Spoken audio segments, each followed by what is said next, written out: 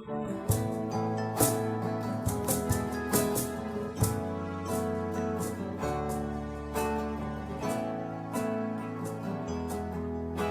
the King of my heart be the mountain where I run, the fountain I drink from.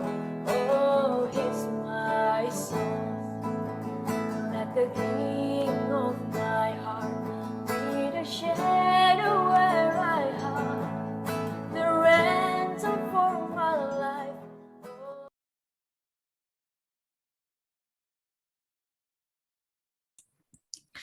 Shalom Bapak Ibu Saudara semuanya. Shalom. Malam pada hari ini kita akan memulai bincang santai kita. Kita akan melakukan doa pembuka terlebih dahulu. Terima kasih Tuhan. Terima kasih Bapak, kami telah berkumpul di Zoom kami pada hari ini. Kami akan memulai acara bincang santai kami. Baik kiranya Tuhan yang memberkati para narasumber yang ada ya Tuhan, dan bahkan para host yang ada. Tuhan juga yang memberkati para partisipan yang sudah bergabung di sini. Tuhan yang memberikan koneksi yang terbaik ya Bapak. Dan jauhkanlah dari koneksi yang buruk, dari ada penyusup-penyusup yang ingin mengganggu Zoom kami pada malam hari ini, biar kiranya acara kami dari awal, pertengahan, hingga akhirnya dapat berjalan dengan lancar. Terima kasih Bapak, terima kasih Tuhan Yesus, kami siapkan hati kami semua untuk memulai pujian penyembahan. Terima kasih Bapak, haleluya, amin. Saya serahkan kepada WL yang bertugas. Baik, shalom Bapak Ibu Saudara yang terkasih dalam Tuhan. Senang bisa bertemu kembali di acara hari ini, bincang santai, di bulan Februari, bulan yang penuh kasih sayang, kalau dibilang ya. Jadi, mari kita siapkan hati kita, sebelum kita mulai acara kita siapkan hati kita untuk masuk dalam pujian penyembahan. Terima kasih Bapak, terima kasih. Oh, haleluya. Oh, haleluya. Terima kasih Bapa. Mari kita angkat pujian ini. Kasih pasti lemah lembut. Kasih pasti memaafkan. Kasih pasti murah hati. Kasih-Mu Tuhan, oh, ajarilah kami ini saling mengasihi. Ajarilah kami ini saling mengampuni. Ajarilah kami ini kasih-Mu ya Tuhan. Kasih-Mu kudus tiada batasnya. Kita katakan pujian ini dari awal. Kasih pasti lemah lembut. Kasih pasti memaafkan. Kasih pasti murah hati. Kasih-Mu Tuhan. Ajari kami Bapa, ajarilah kami saling mengasihi. Ajarilah kami saling mengampuni. Ajarilah kami kasih-Mu ya Tuhan. Kasih-Mu kudus tiada batasnya. Oh, ajari kami Bapa saling mengasihi. Ajarilah kami saling mengampuni. Ajarilah kami ini kasih-Mu ya Tuhan. Kasih-Mu kudus tiada batasnya. Oh,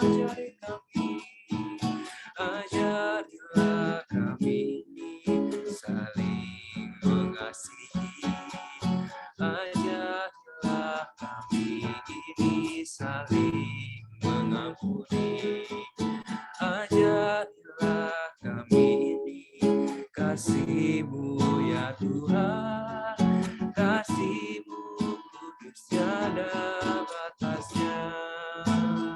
Kita sembah Tuhan, oh haleluya, kasih-Mu besar Tuhan. Oh haleluya.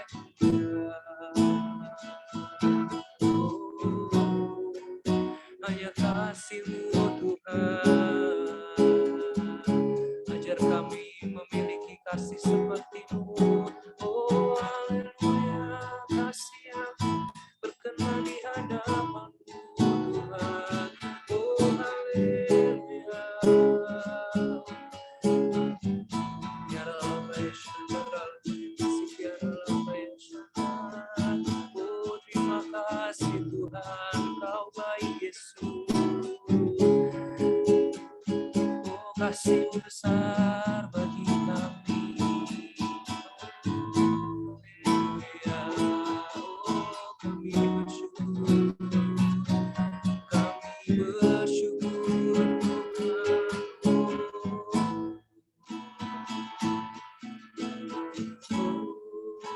Oh haleluya.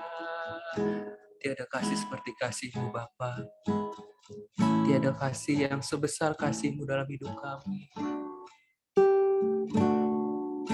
Kami sungguh bersyukur punya Allah seperti Engkau Bapa. Haleluya. Yang ku mau hanya menyenangkan-Mu, biarlah seluruh hidupku berkenan kepadamu. Bukan emas, perak, bahkan permata, namun Kau segalanya, yang terbaik di dalam hidupku. Kami mau bersyukur Tuhan, yang ku mau hanya menangkan, yang ku mau hanya menyenangkan-Mu, biarlah seluruh hidupku berkenan kepadamu. Bukan emas, perak, bahkan permata, namun Kau segalanya, yang terbaik di dalam hidupku. Kami mau bawa hati kami Bapa, yang ku mau hanya menyenangkan-Mu, biarlah seluruh hidupku berkenan kepadamu. Bukan emas, perak, bahkan permata, namun Kau segalanya, yang terbaik di dalam hidupku. Yang terbaik di dalam hidupku. Hanya Kau yang terbaik Tuhan, yang terbaik di dalam hidupku. Oh haleluya, berikan kemuliaan. Oh, terima kasih Bapak, terima kasih untuk malam yang indah hari ini ya Bapak. Kami mau belajar satu hal yang baru ya Bapak. Untuk tema bincang santai hari ini ya Bapak. Dan juga setiap pembicara yang ada Engkau berkati ya Bapak. Kiranya malam ini setiap kami yang hadir boleh mendapatkan hal baru. Juga belajar tentang hal baru ya Bapak. Supaya kasih kami, cinta kami berkenan di hadapan-Mu Bapak. Terima kasih Bapak. Berkati setiap proses acara dari awal hingga akhir, kiranya Engkau saja yang menyertai Bapak. Terima kasih Bapak, kami serahkan acara ini ke dalam tangan-Mu. Dalam nama Yesus kami berdoa dan mengucap syukur. Haleluya, amin. Saya serahkan kepada MC. Puji nama Tuhan, terima kasih Ko Wibi untuk telah memimpin kita dalam pujian dan penyembahan. Shalom Ibu Bapak Saudara, shalom semua. Puji nama Tuhan, dengan hormat saya mengundang untuk Ibu Bapak Saudara yang masih off cam. Ini yang masih off cam, untuk kita sama-sama on cam terlebih dahulu. Gitu, mungkin boleh setiap teman-teman semua, saudara, Ibu Bapak, untuk sama-sama on cam.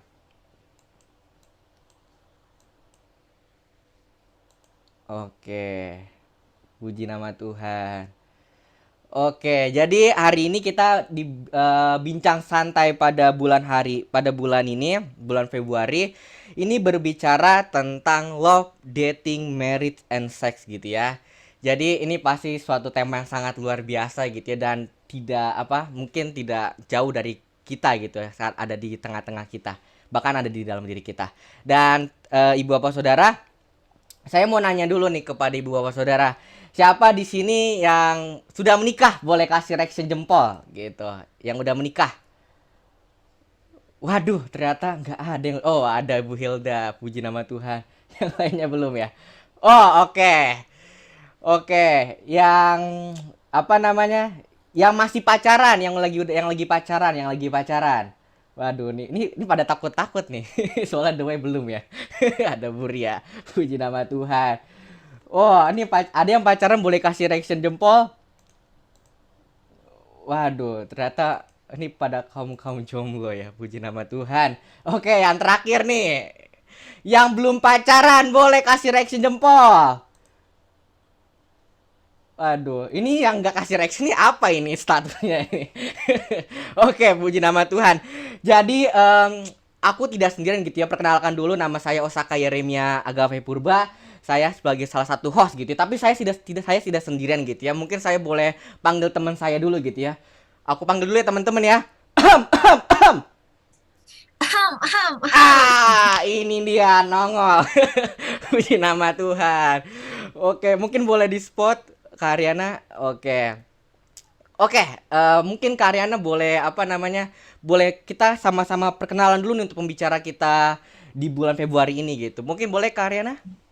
Oke, aku akan memperkenalkan narasumber kita bulan ini.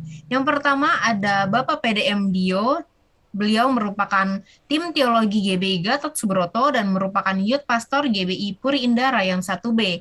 Yang selanjutnya ada Ibu Esther Waluyo. Beliau juga merupakan hamba Tuhan dari Proskuneo dan GBI Sukawarna Bandung. Shalom Pak Dio dan Bu Esther. Shalom. Shalom semua. Ibu Bapak Saudara, mungkin kita boleh sama-sama kasih reaction love gitu ya ke pembicara kita yang sangat luar biasa hari ini. Wih, puji nama Tuhan. Oke, terima kasih Kak Ariana. Nah, sebelum kita lanjut lebih dalam lagi nih teman-teman semua, Ibu Bapak Saudara gitu. Aku manggil teman-teman gak apa-apa ya? Gak apa-apa ya? Oke, teman-teman semua gitu. Kita akan sama-sama menyaksikan video informasi dari panitia. Untuk tim media kami persilakan.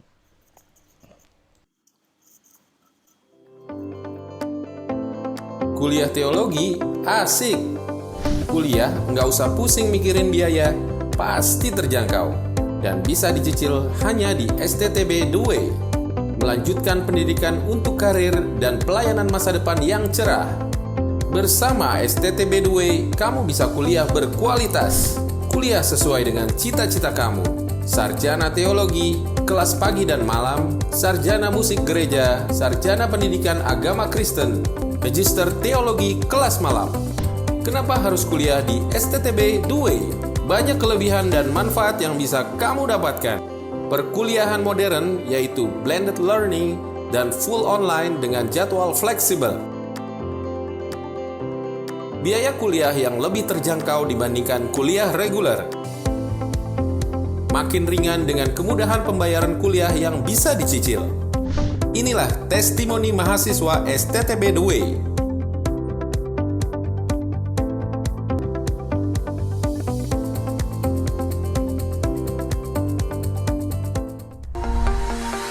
Diawali dengan kerinduan untuk menjangkau dan memuridkan generasi muda yang berjiwa muda dan mereka yang ingin belajar, masuk dalam pelayanan dan terlibat dalam rencana Tuhan di akhir zaman, serta menjadi pelayan-pelayan Tuhan yang berintegritas, berkualitas, dan tangguh.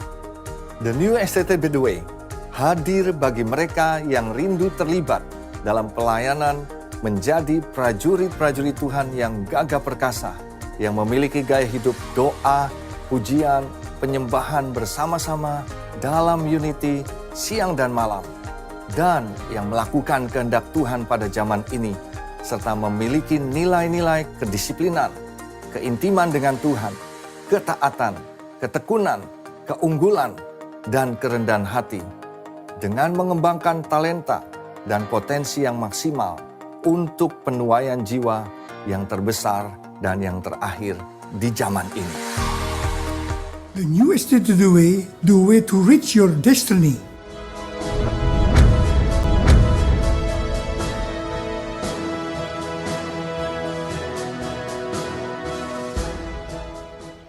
Baik, kita akan mendengarkan informasi tambahan juga nih Bapak Saudara yang akan disampaikan oleh Katwin Hosea. Untuk Katwin Hosea kami persilakan. Puji nama Tuhan. Ada informasi tambahan. Tadi ada beberapa yang sudah diinformasikan melalui video bahwa ada banyak kelebihan jika kita mau mendaftar sebagai mahasiswa di STTB 2, yaitu tadi biaya yang bisa dicicil. Kemudian ada tambahan bahwa bagi para peserta bincang santai hari ini, nanti kita akan capture, panitia akan capture siapa saja yang sudah masuk selama acara ini. Nah, akan mendapatkan kesempatan diskon biaya kuliah sebesar 50%. Jadi, buat teman-teman semua yang rindu untuk mendaftar, masih ada gelombang 2, gelombang 2, 3, dan 4. Jadi masih bisa mengikuti 3 gelombang terakhir untuk bisa mendaftar di STTB 2 dan dapat kesempatan untuk diskon 50%. Jadi tadi udah bisa dicicil, dapat diskon lagi. Nah, tapi kok banyak kemudahan, jangan-jangan nggak berkualitas. Nah, siapa bilang di kuliah di STTB 2 ini sangat berkualitas karena kita tidak menganut sistem block teaching. Jadi setiap mata kuliah dijalankan secara reguler, yaitu 16 kali pertemuan. Jadi setiap mahasiswa akan mendapatkan pengetahuan yang utuh. Jadi tidak hanya sepotong-sepotong karena dijalankan 16 kali pertemuan sesuai dengan peraturan pemerintah. Kemudian setiap program studi, yaitu program studi sarjana teologi, program studi magister teologi, sarjana musik gereja, dan sarjana pendidikan agama Kristen telah terakreditasi. Jadi jangan takut nanti ijazahnya tidak laku. Jadi sudah terdaftar di Ban PT dan juga di Dikti. Nah, itu saja. Jadi jangan lupa dapat diskon 50%. Boleh, sekarang masih ada waktu beberapa menit untuk join bincang santai. Udah dapat pengetahuan dari para pembicara yang luar biasa, dapat diskon kuliah. Jadi kita bisa ajak teman-teman kita dan saudara kita. Terima kasih, Tuhan berkati. Saya kembalikan kepada host. Puji nama Tuhan. Nah, Bapak Ibu Saudara, lumayan loh Bapak Ibu Saudara, 50% gitu ya. Haleluya. Saya pas masuk ke 50% nih Bapak Saudara. Oke, tanpa berlama-lama lagi gitu ya. Mungkin udah pada rindu untuk mendengarkan pembicara yang sangat luar biasa. Namun kita akan sama-sama mendengarkan sharing terlebih dahulu yang akan disampaikan oleh Ibu Esther Waluyo tentang love, dating, married, and sex. Untuk Ibu Esther kami persilakan. Puji Tuhan, shalom semuanya. Senang ya, bersyukur banget bisa ada di tengah-tengah keluarga The New STTB The Way. Terima kasih untuk Pak Budi Sastra juga, seluruh pimpinan yang mengundang saya berbagi. Saya sangat bersyukur juga untuk panitia, dari persiapan udah keren banget ya. Thank you, dan saya mau menyapa seluruh peserta malam hari ini. Puji Tuhan, dan tentunya juga rekan narasumber, Pastor Dio ya. Bersyukur sekali. Baik, saya mau share screen untuk topik kita malam hari ini. Oke, waktu yang ada cuma 10 menit ya. Oke. Nah, ini 4 hal yang kita mau lihat sama-sama. Love, dating, marriage, and sex ya. Nah, kenapa saya tulis reconsidered? Karena biasanya kita mulai dengan data gitu ya, apa itu love, apa itu dating gitu ya. Tapi dengan waktu yang singkat, yuk kita lihat sama-sama dengan cepat. Saya mau mengusulkan ya, bagaimana kalau kita melihat hubungan-hubungan yang akan kita bina di depan nanti, dan juga hubungan-hubungan yang sudah kita bina sekarang, karena saya lihat sebagian udah berkeluarga ya. Itu diorientasikan kepada penuntasan amanat agung sebagaimana yang menjadi tugas kita hari-hari ini ya. Nah, kalau kita melihat apa yang dikatakan di dalam 1 Korintus 13 mengenai kasih, di dalam ayat 4 kasih itu dimulai dengan kata sabar dan dituntaskan di ayat yang ke-7 ya, juga dipakai kata sabar. Nah, ternyata sabar di sini bukan cuma sabar menunggu ya, tapi sabar menanggung segala sesuatu. Nah, kalau udah begini, teman-teman langsung bisa ngerti ya bahwa waktu Alkitab bicara tentang kasih, Alkitab nggak bicara tentang romance, tetapi Alkitab bicara tentang sikap hati, Alkitab bicara tentang perbuatan nyata gitu ya, yang dinyatakan di dalam hubungan demi hubungan. Baik, nah kita masuk kepada dating ya. Kapan kita, saya mau menyarankan ya, kapan sebaiknya kita benar-benar lakukan hal ini, yaitu waktu kita udah siap untuk menikah. Ada yang nanya nih sama saya, kan kita di STTB 2 kan ada himbauan dan ada kesepakatan ya untuk kita nggak pacaran dulu gitu. Nah, gimana Bu? Gitu kan. Nah, teman-teman, kalau kita memang belum siap untuk menikah, ya, saya mau sarankan kita bersahabat, banyak bersahabat terlebih dahulu, ya. Nah, di dalam dating itu sendiri, saya mau mengajukan 5 hal yang penting untuk kita, ya, cultivate, untuk kita gali, ya. Yaitu yang pertama persahabatan, ya. Nilai-nilai apa yang akan kita bangun dalam hubungan ini? Ya, di dalam persahabatan tentunya ada komunikasi yang baik dan ini merupakan fondasi yang baik ya untuk kita kemudian bisa gali hal yang lain lagi.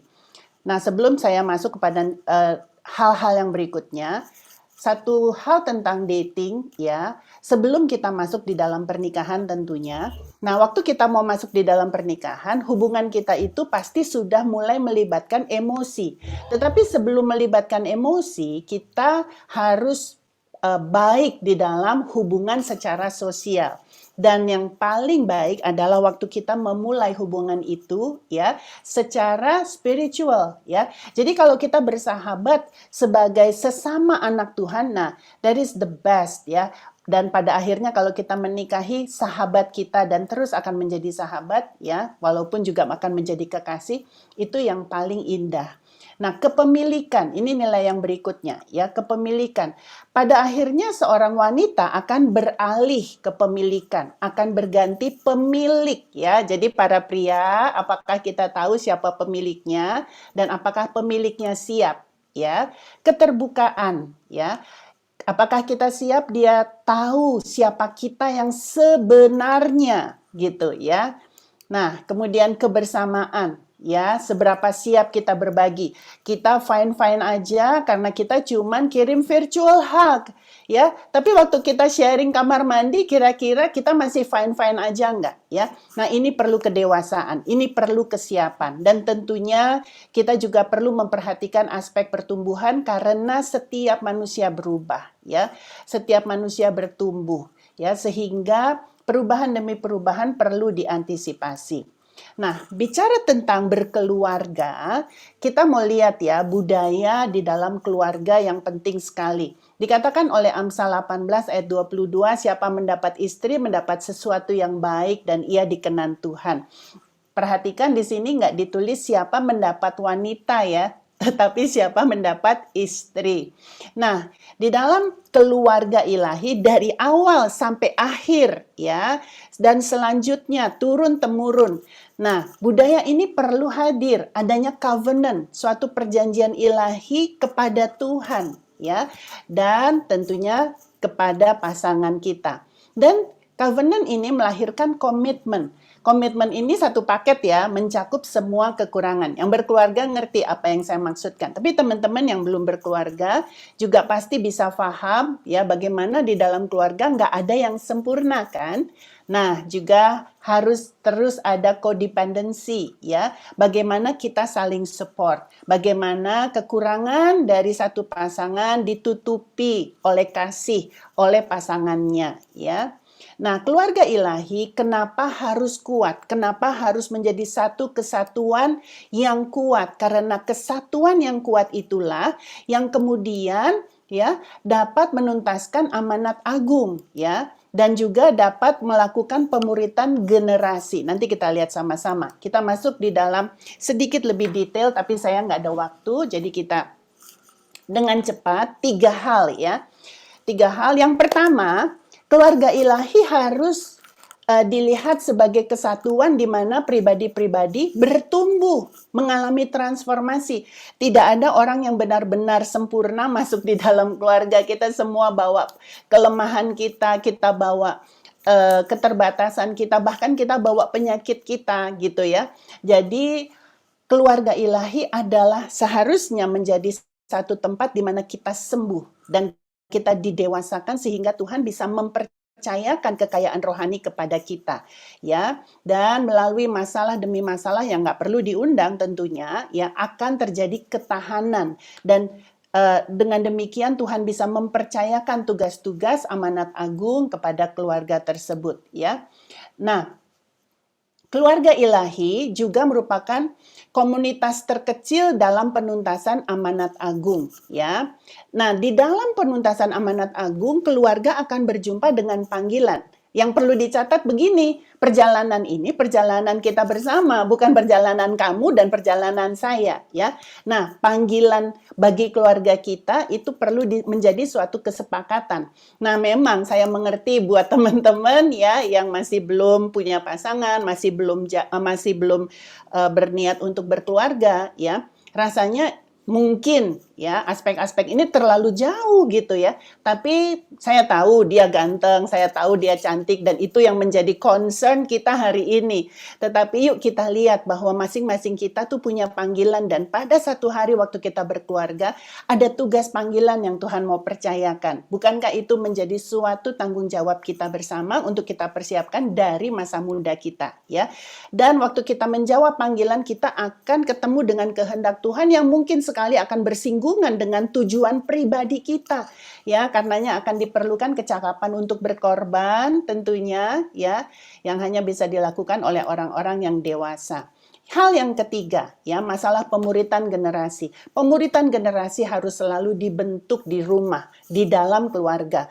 Tidak bisa dialihkan tanggung jawabnya kepada sekolah, kepada kampus, pelayanan pemuda di gereja, walaupun semuanya support ya, tapi kita ada hari ini karena kita menerima teladan dan kesaksian dari orang tua kita, baik yang baik maupun yang buruk, dan apa yang akan kita lanjutkan bagi keturunan kita, tentunya itu yang harus kita pikirkan sebelum kita menjatuhkan pilihan kepada siapa kita kemudian nanti akan melanjutkan hubungan ya, dan warisan kekal apa yang akan kita berikan.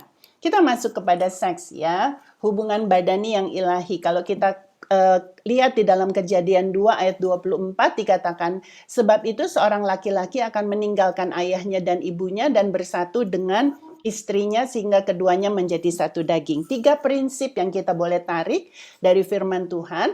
Hubungan badani yang ilahi harus terdiri dari laki-laki dan perempuan. Sebentar saya tunjukkan dulu ya. Saya nggak tahu ini jelas apa enggak, tadi agak kegeser. Tetapi kalau nah ini ya, waktu dikatakan wife, istri ya, itu memang wanita atau female ya. Jadi wife itu bukan predikat ya.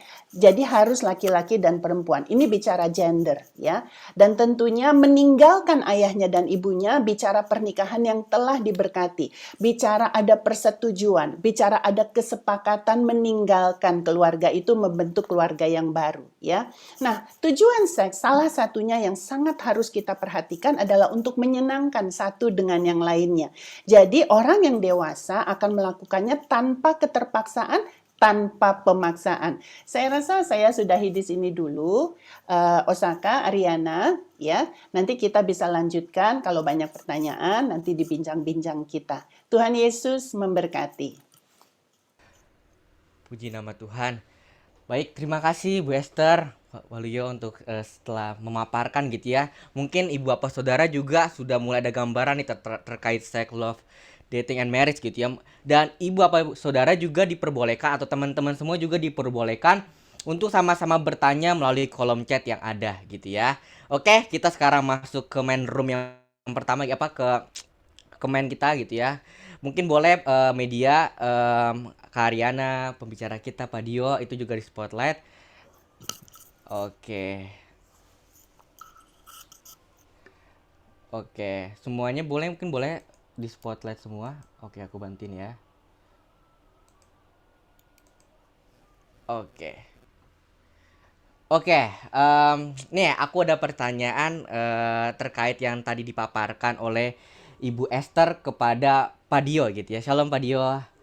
Nah, Pak Dio, aku mau bertanya terkait tentang yang kepemilikan gitu ya. Ya, Kan tadi ada prinsip-prinsip nilai prinsip dating, yaitu yang pertama nilai persahabatan, ada kepemilikan, keterbukaan, kebersamaan, dan yang terakhir itu pertumbuhan. Nah, kalau menurut Pak Dio sendiri, Pak Dio punya pengalaman nggak sih? Kan karena kan Pak Dio juga sudah menikah nih, gitu. Terkait tentang kepemilikan itu tersebut, Pak. Itu mungkin Pak Dio boleh menceritakannya kepada setiap kami. oke.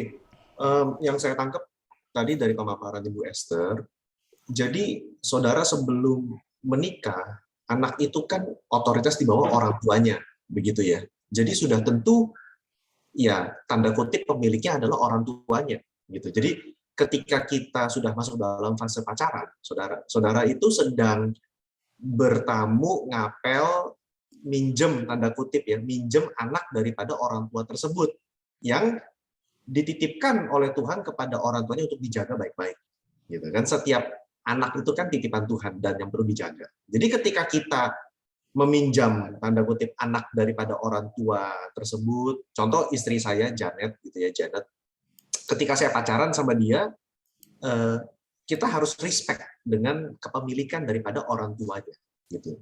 Yang praktikal adalah, saya sering bilang kepada anak muda, kalau kamu ngajak jalan, ya, bertamu, kamu harus turun dari motor atau dari mobil dan ketemu dengan orang tuanya.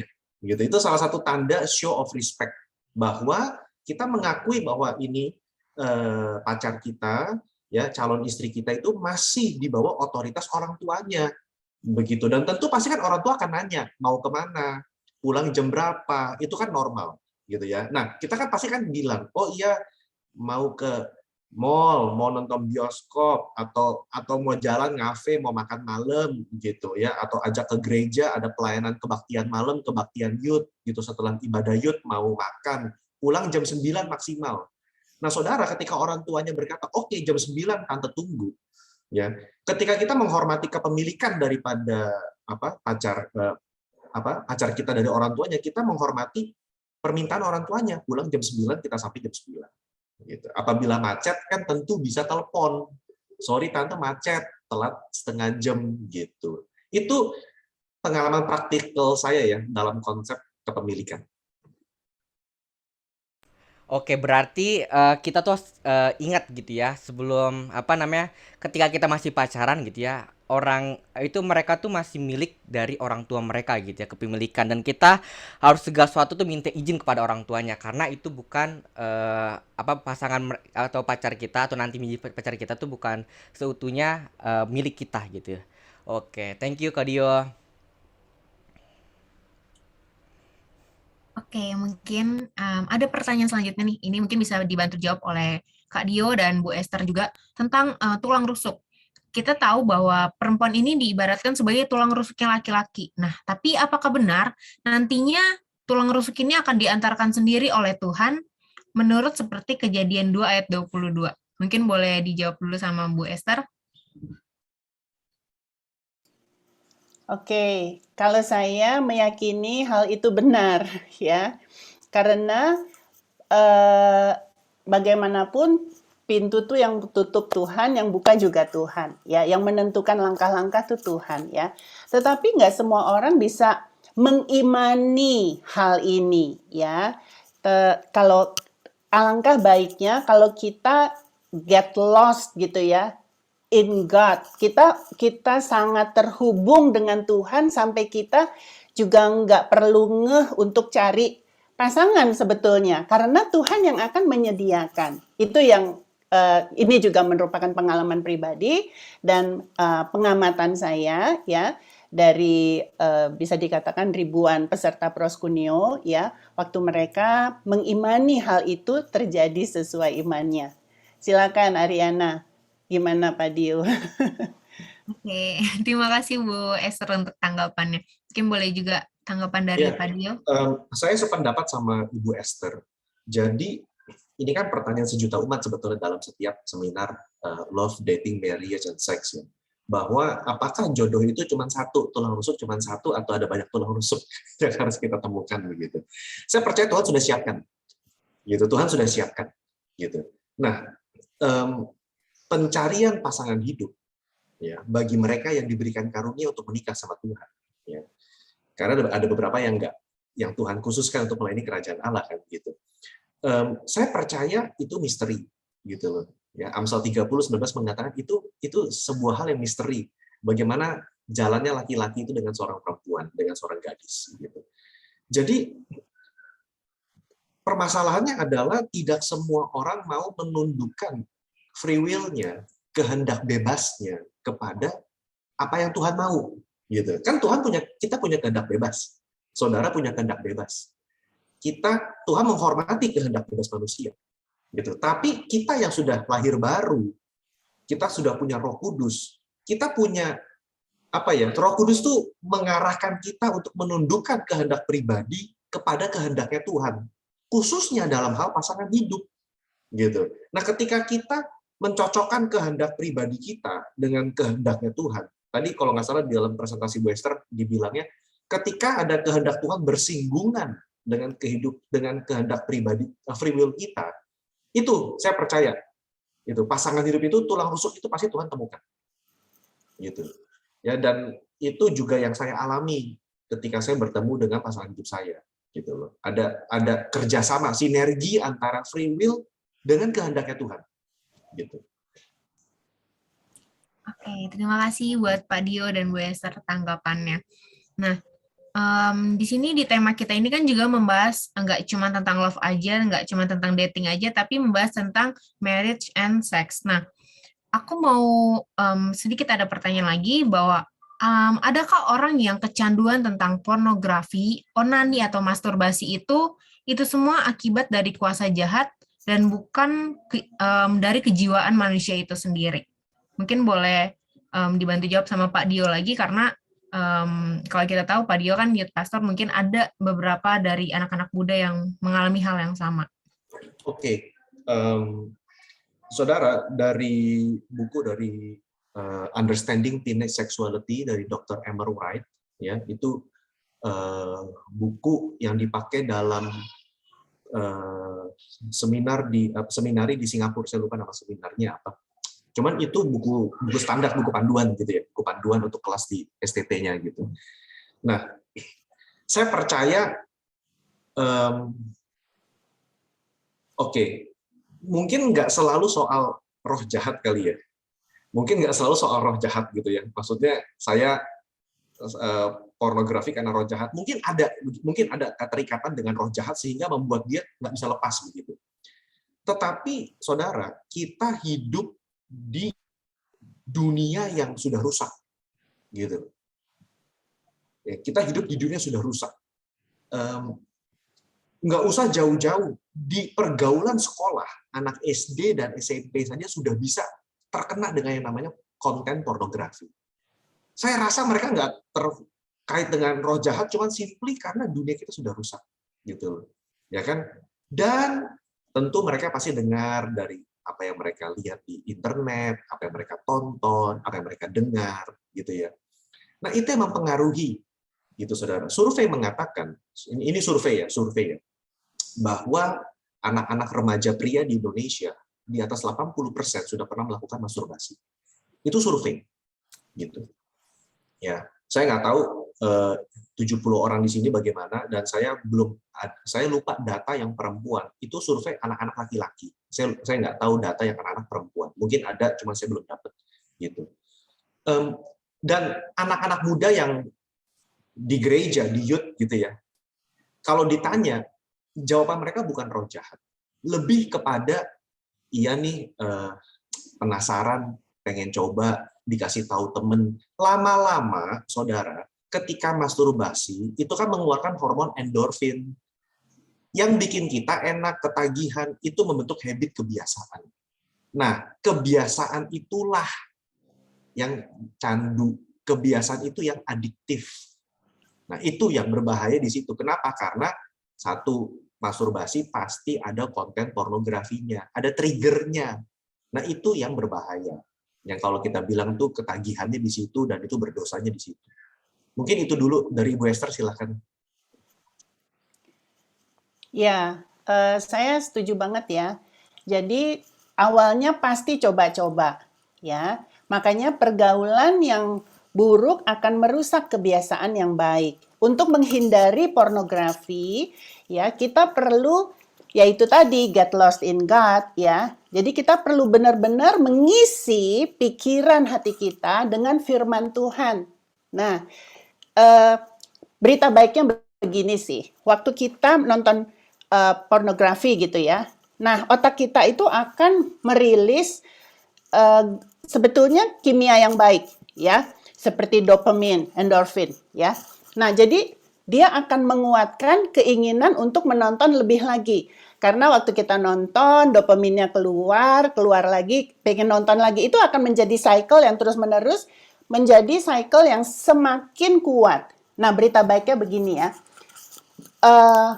Waktu keinginan itu ada, kita tunggu beberapa menit. Ini sih menurut saya bukan ahlinya, tapi ini yang saya pelajari.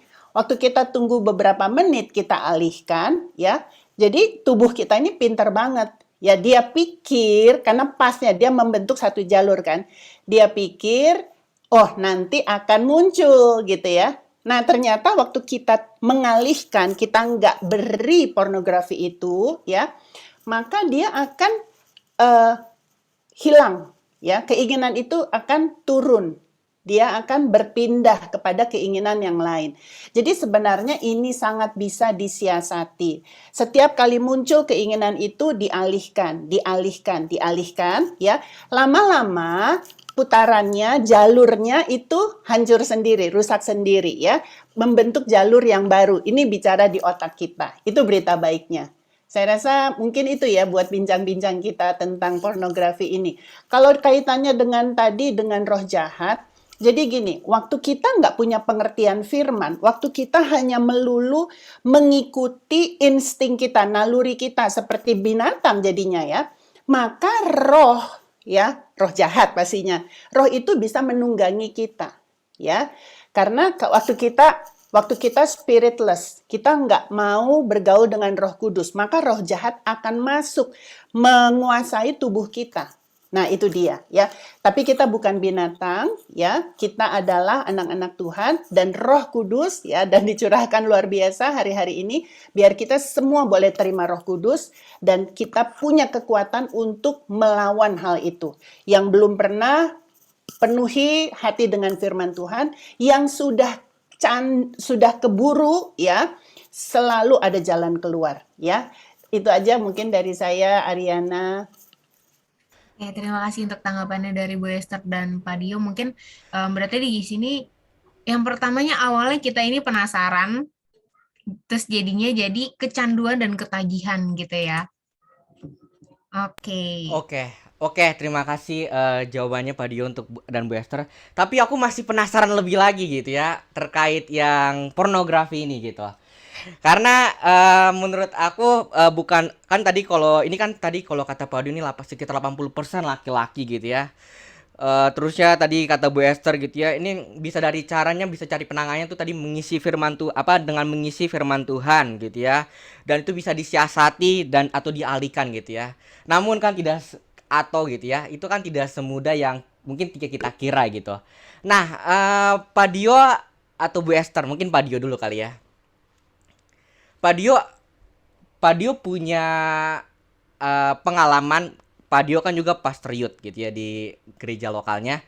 Pak Dio punya pengalaman nggak cara menangani secara secara teori mungkin atau secara langkah-langkah atau metode dalam penanganan supaya seseorang anak remaja, kan ini biasa remaja atau anak muda itu bisa benar-benar pulih dari namanya pornografi gitu. Karena ini kan suatu hal bahkan yang tadi mengisi firman Tuhan, bahkan bisa dikatakan orang yang udah setiap hari baca Alkitab pun gitu ya, itu masih bisa terikat dalam pornografi ini. Jadi ini bukan suatu suatu bahan yang menurut aku tuh gampang untuk dilepaskan, tapi butuh perjuangan atau effort yang lebih lagi gitu.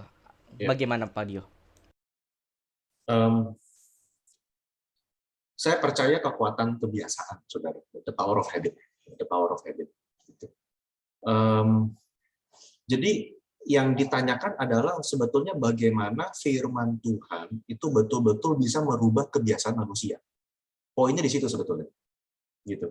Nah, dan itu sedikit banyak terpengaruh juga dengan cara otak kita bekerja, ya, neuron kita. Jadi, saudara-saudara,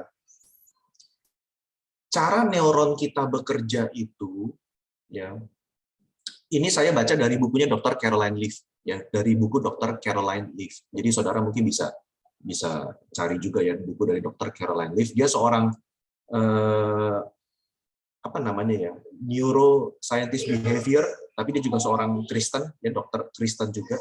Dan dia mengatakan memang kalau kita masturbasi, kita nonton pornografi, kan keluar tadi itu kan hormon dopamin, hormon endorfin yang bikin kita senang dan enak, begitu kan. Nah, itu ngebikin jalur tuh neuronnya makin kenceng, dari jalan setapak lama-lama jadi jalan tol, gitu. Tanpa perlu kita mikir, lalu impulsif kita jadi pengen, gitu loh, karena udah kebentuk jalan tol di otak kita. Nah, salah satu cara untuk matikan itu jalan tol adalah tidak memberikan diri kepada impuls itu, kepada keinginan itu. Gitu. Nah, itu yang Alkitab katakan pengudusan, sanctification. Atau kalau kita boleh bilang menyangkal diri, pikul salib, itu. Jadi betul kata Osaka, kan nggak mudah ya, memang nggak mudah. Gitu, ya kan?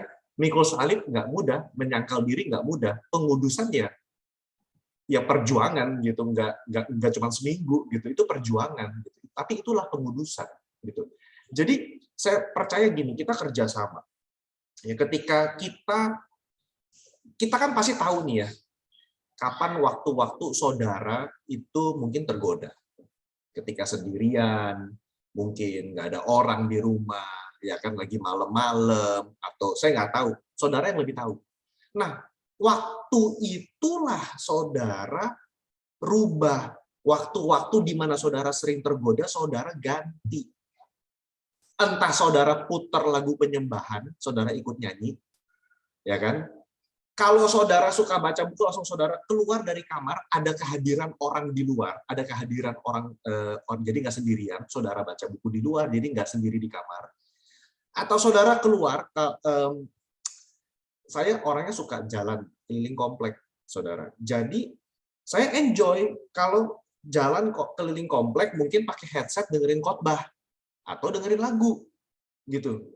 Ya, jadi cara salah satu mematikan jalan tol itu adalah ya kayak tadi itu, kita jangan kasih makan ke neuron itu, kita jangan kasih makan mau nggak mau, gitu.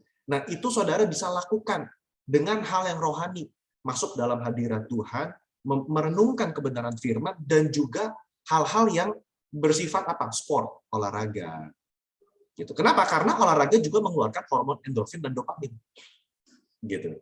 Ya. Nah, itu mungkin yang masukan yang pertama ya, yang saya kasih kepada remaja. Lalu yang kedua, saya selalu bilang, kamu nggak bisa sendirian. Tentu ini kan kadang-kadang hal yang sensitif ya, mungkin nggak semua orang mau terbuka. Ini kan mungkin nggak semua orang mau terbuka begitu. Cuman bagi yang mau terbuka, saya bilang nggak ada masalahnya loh. Kalau kamu terbuka ngomong kepada pemimpin rohani kamu soal ini, gitu. Saya rasa pemimpin rohani juga nggak akan awkward gitu ya. Maksudnya kita yang ngerti kok gitu. Nah, kita justru mau ngebantu gitu. Jadi kadang-kadang ada anak tuh bisa chatting gitu, Kak, aku lagi diserang nih, tergoda banget, langsung telepon doa gitu. Itu juga beberapa kali seperti itu. Tetapi kan ya nggak mungkin juga kan kita standby 24 jam gitu kira-kira ya. Jadi harus dari dirinya sendiri juga. Dia mau nggak sih lepas gitu. Ya kita berdoa, kita tengking, tapi dirinya nggak mau lepas ya susah juga. Ya dianya mesti mau lepas juga. Gitu, Osaka. Oke, terima kasih Pak Dio untuk jawabannya gitu ya. Jadi itu kan bekerja dari cara otak bekerja gitu ya, atau neuron. Dan kita nggak kayak apa namanya, kalau untuk melawan itu kita pertama tidak memberikan diri dengan cara menyangkal diri dan kita seperti pikul salib gitu, atau itu seperti proses sanctification gitu. Terus ketika ada waktu sendiri gitu, itu kita bisa mengisi waktu itu dengan hal-hal yang positif, entah itu sport dan lain sebagainya gitu. Yang kedua, berani terbuka, dan ketiga itu ada kemauan dari diri sendiri gitu.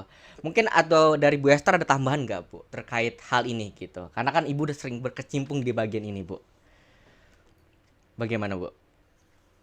Sebenarnya penjelasan dari Pastor Dio udah jelas ya, maksudnya udah komplit. Udah komplit Jadi ya, Bu. yang penting itu replacement-nya. Jadi kita mengerti cara kerja otaknya, lalu replacement-nya apa gitu. Tetap sama, yang dihasilkan itu endorfin, dopamin ya. Dopamin itu yang kita memang akan membuat kita happy gitu.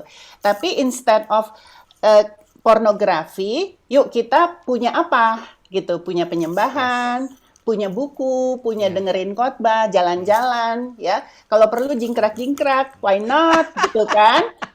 Nah, punya hobi ya. Ayo kita jadi otot rohaninya yang digedein gitu ya.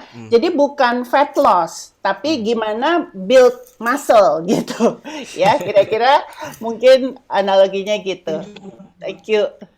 Oke, puji Tuhan. Nah, ini aku juga penasaran lagi nih. Kan tadi kan kita udah bahas tentang onani masturbasi ya, Karyani ya, gitu. Mungkin nih kita akan bahas tentang namanya ghosting gitu ya. Nah, aku mau nanya nih ke setiap partisipan yang ada di sini gitu ya. Siapa yang pernah di ghosting? Boleh lambaikan tangannya. Wah, ini kayaknya aman-aman semua ya. Oke. Mungkin boleh nih kasih reaction gitu yang off cam nih. Aduh, yang off cam kalau bisa on cam gitu supaya kita bisa bertemu muka dengan muka. Asik. Ada di sini pernah di ghosting, teman-teman? Waduh. Nah, ini terkait ghosting gitu ya. Ini pertanyaan sangat-sangat simple gitu ya, kepada Pak Dio dan Bu Esther gitu ya. Kalau menurut Pak Dio dan Bu Esther, ghosting seseorang yang melakukan ghosting itu berdosa atau enggak sih? Kan katanya kan mau bersahabat. Bersahabat kan pasti ya kita misalnya aku gitu, misalnya aku deketin ke Ariana gitu ya. Deketin ke Ariana kan aku pengen tahu gimana gitu ya sifat-sifatnya, tapi nanti tiba-tiba nih kayaknya nggak cocok. Udah deh aku pindah lagi gitu. Atau gimana gitu ya supaya kita nih ada penerang tertera gitu pikiran kita. Mungkin boleh Pak Dio. Osaka mungkin boleh kasih definisi nggak supaya kita nggak salah definisi, ghosting itu apa ya menurut generasi kamu? Nah, karena di zaman aku ghosting belum ngetren, yang ada tuh namanya PHP. Nah, iya semacam PHP gitu. Udah deketin tiba-tiba menghilang seperti hantu gitu, Kak. Gitu Pak gitu. Nah, itu kayak gitu tuh boleh gimana tuh? Seperti itu Pak Dio. Tiba-tiba ada nih tiba-tiba pada saat lagi deketin hilang begitu saja kata kolom chat. Misalnya yang tadi aku bilang, misalnya aku deketin ke Ariana gitu. Aku deketin ke Ariana untuk pengen tahu nih sifat aslinya bagaimana sifatnya gitu. Karena kan siapa tahu aku berdoa untuk tanda-tanda ini kayaknya Ariana salah satu tanda yang aku doakan nih. Tiba-tiba ada satu tanda yang nggak cocok, tiba-tiba aku menghilang gitu untuk cari yang lain. Nah, kalau seperti itu bagaimana? Gitu, ghosting menghilang. Gitu Kak Dio. Oke. Pak Dio. Oke, saya nggak tahu dosa apa enggak ya. Maksudnya hal ghosting itu dosa. Saya kayaknya kalau ditarik sampai ke hal dosa kayaknya rada jauh kayak menurut saya. Jauh, ya. Kayaknya, cuman itu nggak etis. Nggak etis gitu. Kan karena saya juga ngajar etika ya, jadi itu kurang etis. Baik, nah saudara kalau nyari panduan PDKT, saudara nggak akan menemukan dalam Alkitab, karena Alkitab nggak berbicara soal pacaran, gitu. Dalam kondisi PL dan PB zaman dulu itu bukan dalam kondisi dunia yang seperti kita sekarang ada PDKT, chatting dulu, mungkin chattingnya mesti seminggu sekali, pelan-pelan, tarik ulur. Alkitab nggak bicara soal tarik ulur gitu, dia bicara soal kekudusan. Dia bicara soal kriteria pasangan hidup. Nah, dia berbicara itu, tapi soal caranya ya karena zaman dulu kan dijodohin. Zaman PL. Iya. Abraham, Ishak kan cari istri bagaimana gitu kan. Tentu kita mungkin nggak mau seperti zaman dulu seperti Ishak. Nah, bicara etika. Kalau bicara etika, kita bicara apa yang pantas dan tidak pantas. Gitu. Pantas dan tidak pantas. Pantas nggak sih untuk orang yang sudah lahir baru? Saya ngomong dalam konteks orang Kristen ya, karena ini kan kita estetik. dalam konteks orang Kristen yang sudah lahir baru, pantas nggak untuk kita ghosting orang? Gitu. Pantas nggak untuk anak muda yang sudah lahir baru, punya Roh Kudus, sudah pelayanan misalnya, atau dia sudah memiliki kehidupan pribadi sama Tuhan Yesus gitu ya. Pantas nggak untuk dia menyakiti hati beberapa wanita atau beberapa pria? Gitu. Saya rasa kurang pantas. Begitu. Ya kan? Nah, berarti kan berbicara, kalau begitu bagaimana seharusnya kita, kayak tadi misalnya Osaka, bagaimana seharusnya PDKT? Gitu, boleh nggak sih saya? Nah, saya suka bilang begini,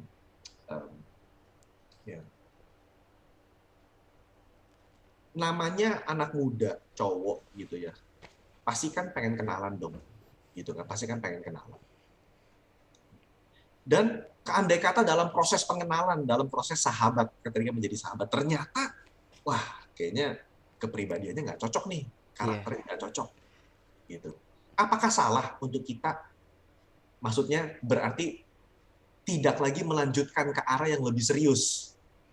Kan nggak salah dong. Cuman caranya bagaimana, cara ngomongnya. Nah, itu yang masalah etika. Gitu. Kalau saya pribadi saya tidak menyarankan yang tadi disebut PHP atau ghosting. Begitu. Yes. Karena kalau kita mau tarik nih ya, entah kamu mau ngomong exegese atau enggak, sah-sah saja. Alkitab berkata, ya katakan ya, tidak katakan tidak. Gitu. Jadi kalau memang kita merasa nggak cocok, sekali lagi, konteks pacaran yang Osaka maksud PDKT dalam presentasi Bu Esther adalah mereka yang sudah siap menikah. Oke. Ya, ingat loh, ini sudah siap menikah. Berarti saya sedang berbicara kepada orang-orang yang sudah dewasa. Sudah siap menikah. Gitu. Lah kalau yang ghosting anak SMP 3, ya saya juga geleng-geleng kepala. Mungkin belum siap nikah gitu. Ya enggak? Ya kan cuma pengen kayak status, ngetren di sosmed, aku sama cewek ini loh. Ya itu ya kita ngerti lah, berarti kan tujuannya bukan mau nikah. Mau keren-kerenan di sosial media. Cuman kalau tujuannya untuk nikah gitu ya. Ya kan? Ya kita mesti selesaikan dengan baik. Kenapa?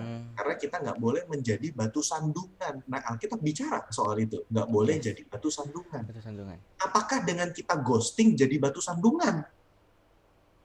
Jangan-jangan dia ngeliat, ini Osaka deketin saya, padahal dia WL loh, dia pelayanan loh, kok dia begitu ya orangnya ya? Oh ternyata orang Kristen begini. Nah kan kita jadi batu sandungan. Saya usul, kalau memang kita nggak cocok, kita terbuka.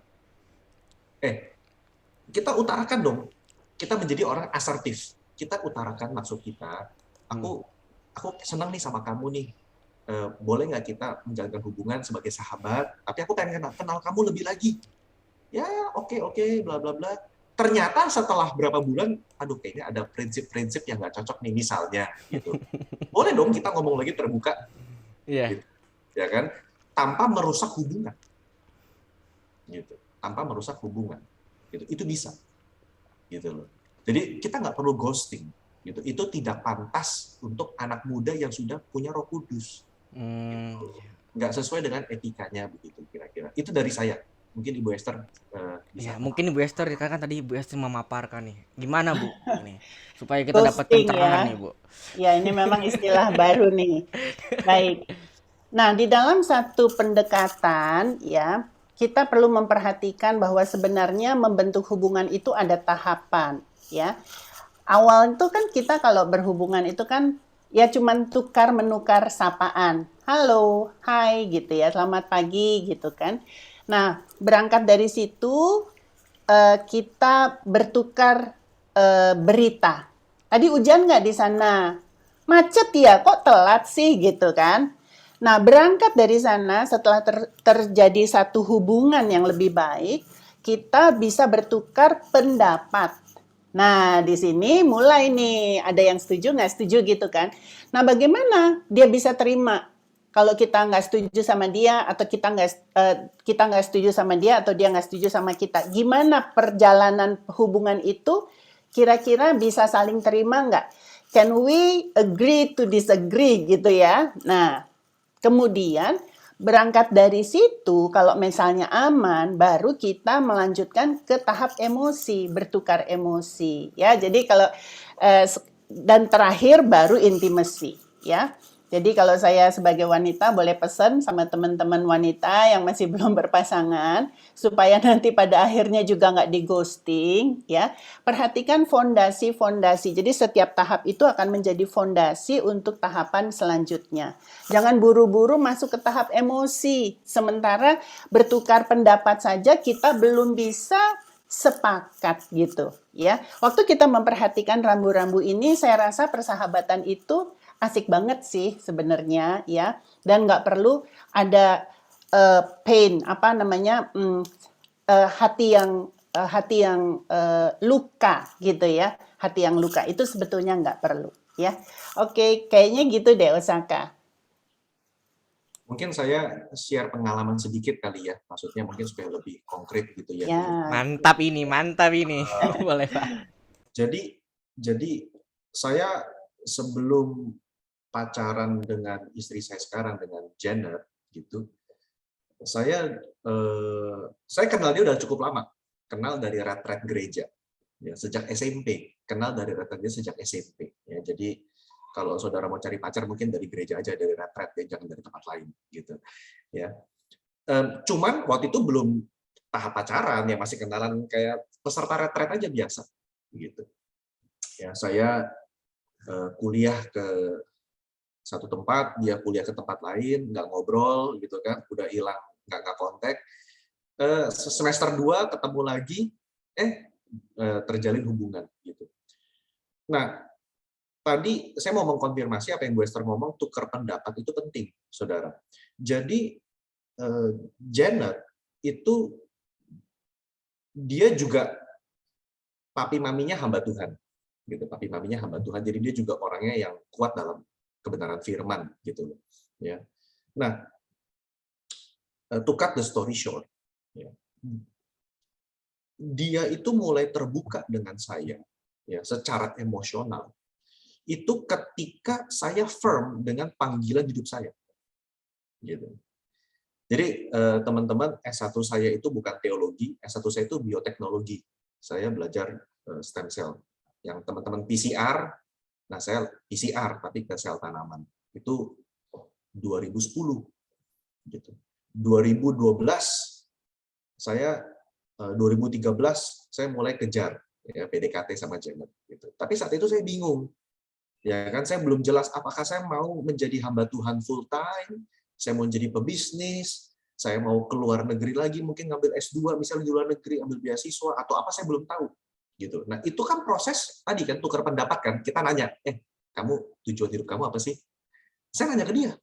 Gitu, tujuan hidup saya ini, tujuan hidup kamu apa? Terus tanya pendapat lagi kan, mimpi kamu apa sih? Karena kan kita mau mencocokkan gitu loh, sebagai calon suami istri, visinya sama nggak? Tujuan hidupnya sama nggak gitu loh.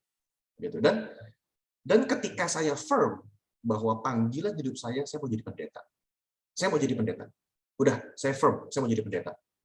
Nah, ketika itu terjadi, baru diskusi kita kan chatting dari BlackBerry pindah ke WA, ya kan? Zaman BlackBerry pindah ke WA itu berubah. Dia sekarang ngerti, oh ternyata Dio ini mau jadi pendeta. Ya kan, jadi dia udah nggak perlu meraba-raba, ini yang kejar saya ini Dio mau apa sih, gitu loh, pebisnis kah, buka toko kah, karyawan apa, enggak, oh dia mau jadi pendeta. Nah dia kan mesti mikir, saya mau nggak punya suami pendeta. Ya itu kan secara logis dia harus mikir, saya mau nggak punya suami pendeta, gitu. Karena saya sebelum Janet, ya kesaksian tadi Osaka, sebelum Janet, saya ada PDKT dengan satu perempuan lain, saya sederhananya tembak. Kalau saya jadi pendeta, mau nggak? Kayaknya enggak sih, dia bilang. Kayaknya enggak, jangan. Udah, cut, selesai, stop, nggak WA lagi. Beres. Ngapain saya perlu lanjutin? Dia nggak mau saya jadi pendeta, saya mau jadi pendeta. Ya kan? Udah beres. Gitu. Jadi, nah ketika Janet, calon pacar saya waktu itu, dia terbuka, Nah, kan chattingannya beda dong ya. Sebelumnya chattingnya tuh sangat dingin dia, ya kan, cuma dia dan tidak, titik, gitu kan. Nah, ketika udah mulai firm, ada emoticon, smiley, gitu kan. Udah mulai ada emoticon, gitu. Itu berarti kan udah mulai cair suasana. Tapi itu terjadi setelah kita firm di tujuan hidup, gitu. Jadi betul kata Bu Esther, yang perempuan di sini, kamu nggak perlu buka hatimu langsung 100%. Gitu loh. Buka hatimu tuh pelan-pelan 20%, 30%. Kalau dari sisi tujuan hidup aja udah beda, prinsip hidup beda, ya buat apa dilanjutkan ke tahap emosional gitu loh. Maksudnya itu hanya bikin kita makan coklat dan nangis-nangis makan es krim di akhir gitu loh ya. Buat apa begitu? Oke, itu dari saya, Bu Esther, silakan. Berarti yang cowok-cowok perlu punya tujuan hidup yang jelas nih. Biar cewek-cewek juga jadinya bisa firm gitu loh, bisa oke gitu. Oke apa enggaknya jelas. Gitu. Karena kan memang survei menunjukkan perempuan itu lebih mencari kepastian gitu loh. Ya, kan? Bener banget. Gimana Ariana? Gitu. Aduh. Oke, kita bicara sekarang tentang pasangan nih. Kayak tadi sebelumnya Pak Dio udah menyinggung bahwa coba cari pasangan dari lingkungan gereja gitu ya. Tapi melihat kondisi yang sekarang ini, kita kan lagi ada di kondisi yang pandemi. Mau ke gereja pun masih banyak yang offline. Kalau mau mulai cari pasangan dari teman-teman terdekat pun kita jarang ketemu karena masih dalam kondisi yang kita di rumah masing-masing gitu ya, pandemi gini. Gimana kalau misalkan kita mencari pasangan lewat dating apps? Kan sekarang nih kayaknya sosial media nih lagi naik daun banget, apalagi dating apps ya, dimana kita tuh bisa sortir pasangan yang kita mau cari itu seperti apa. Mungkin mulai dari cari yang seagama gitu kan, kita sortir agamanya, atau sesuai dengan tipe kita suka pasangan yang mungkin laki-laki yang bisa main sepak bola atau main basket, atau perempuan yang suka masak, suka pergi ke museum atau gimana. Nah, menurut Pak Dio dan Bu Esther, gimana? Kalau kita cari pasangan di dating apps itu sebenarnya memungkinkan atau enggak sih gitu? Mungkin boleh dari Bu Esther dulu. Metode ini di zaman saya belum ada ya, belum populer gitu. Belakangan-belakangan ada. Dan saya kenal beberapa pasangan yang ketemu di dating apps ya. Sorry to say, di dalam pernikahan mereka akan selalu ada satu dan lain hal yang merupakan handicap yang harus terus di carry gitu ya, harus terus ditanggung karena memang perkenalan yang kurang matang. Nah, jadi saya boleh sarankan kalau memang awalnya mau pakai dating apps, tetap harus dilanjutkan ya perkenalan yang baik. Tadi kan saya udah jelasin di pemaparan, pertama spiritual dulu, kemudian baru sosial, sesudah sosial baru emosional gitu ya. Nah, sosialnya ini juga penting. Masalah ketertarikan itu mutlak. Kalau lihat aja udah nggak demen gitu ya, karena kan nih, yang saudara lihat di screen saya jangan terkecoh, ya kan? Karena kan saya pakai fitur ini nih, apa tuh namanya? Touch up my appearance. Jadi kan saudara nggak bisa lihat, kan langsung kinclong punya nih gitu kan. Kan saudara nggak tahu gitu ya bahwa bulu matanya palsu apa enggak gitu kan. Padahal udah nenek-nenek gitu ya, cucu saya udah mau 2. Nah jadi teman-teman bolehlah karena memang udah zamannya begitu. Tapi kalau saya menyarankan dari pengalaman saya, dari apa yang saya amati, harus tetap dilanjutkan ya. Kalau istilah zaman saya harus ada kopi daratnya gitu. Nggak tahu zaman sekarang apa tuh istilahnya ya. Daripada menyesal ya, saya nggak mau sebut nama tentunya, tapi dari sekian yang ketemunya seperti itu, mereka harus terus menanggung ya satu dan lain hal yang oh ternyata gitu ya. Silakan, mungkin Pak Sadio punya pengalaman. Ya, saya pribadi juga zaman saya belum terkenal gitu. Setelah zaman saya Tinder baru dan teman-temannya ya, kan sekarang banyak tuh ya Tinder dan teman-temannya yang lain gitu ya, ada namanya apalah gitu. Ya, itu mulai terkenal. Dan saya punya 3 kasus yang positif dalam artian dia unik dan luar biasa menurut saya, ini aneh gitu. Salah satunya adalah ketua doa di tempat saya. Ini ketua doa di tempat saya. Gitu. Ini saya sharing deh ya. Kalau nggak ada dia ya udah nggak apa-apa lah ya, nggak usah ngomong-ngomong ke dia ya. Saya sharing gitu. Jadi ketua doa saya laki-laki ya, udah usia mungkin late 30s ya, 35 ke atas, dan kita pun berdoa gitu kan di gereja, ini pasangannya yang mana nih Tuhan nih gitu kan, kita bantuin segala macam gitu kan. Sampai akhirnya temannya nyaranin, udah deh cobain ya itulah Tinder atau aplikasi itulah ya, kita cobain deh. Dia masukin tau nggak biodatanya apa? Pria cinta Tuhan, pendoa, mencari wanita yang penuh dengan Roh Kudus, melayani Tuhan, siap ya. Pokoknya yang sangat-sangat rohani. Kita sampai mikir ini ada yang mau ya, kalau sampai terlalu. Tapi saudara, ketemu satu wanita yang masuk dalam aplikasi ini, anak gembala sidang. Anak gembala sidang, biodatanya juga sama, mencari pria yang pelayanan penuh dengan Roh Kudus. Singkat kata ketemuan, akhirnya kan ketemuan gitu kan, lanjut kopi darat gitu, lanjut kopi darat ya. Dan mereka nggak cepat-cepat saudara. Jadi bagi saya Tinder itu hanya seperti apa ya? Ya pembuka lah begitu, appetizer gitu, pembuka aja. Kalau zaman dulu kan mungkin dikenalin sama om tante, dikenalin sama temen. Nah sekarang kan nggak perlu karena ada sosial media, gitu ya. Tapi itu hanya pembuka aja, gitu kan. Nah saudara tetap harus melanjutkan hubungan itu, ketemuan, mengulang lagi, tukar pendapat lagi, tukar kabar lagi, tanya visi lagi, tanya tujuan hidup lagi. Kalau nggak cocok, ya sudah cari lagi orang lain di Tinder misalnya begitu. Jadi saya no problem with Tinder. Dan saudara hari ini, tahun ini ketua doa saya menikah dengan perempuan ini, gitu. Karena dia anak gembala, jadi ketua doanya pamit dari gereja saya, pindah ke gereja dia untuk bantu pelayanan di gereja dia. Bagi saya itu contoh positif, gitu maksudnya. Karena mereka juga ambil waktu. Setelah ketemu di Tinder, itu mereka ambil waktu 2 tahun. Betul-betul setelah ketemu Tinder 2 tahun baru menikah, gitu loh. Jadi nggak cepet-cepet gitu loh. Ya. Satu lagi jemaat di tempat saya, dia ketemu juga, tapi dapatnya orang bule, saudara, dapatnya orang bule dan chef di Prancis. Saudara bayangkan orang Jakarta ketemu chef di Prancis, anak Tuhan. Jangan lupa anak Tuhan.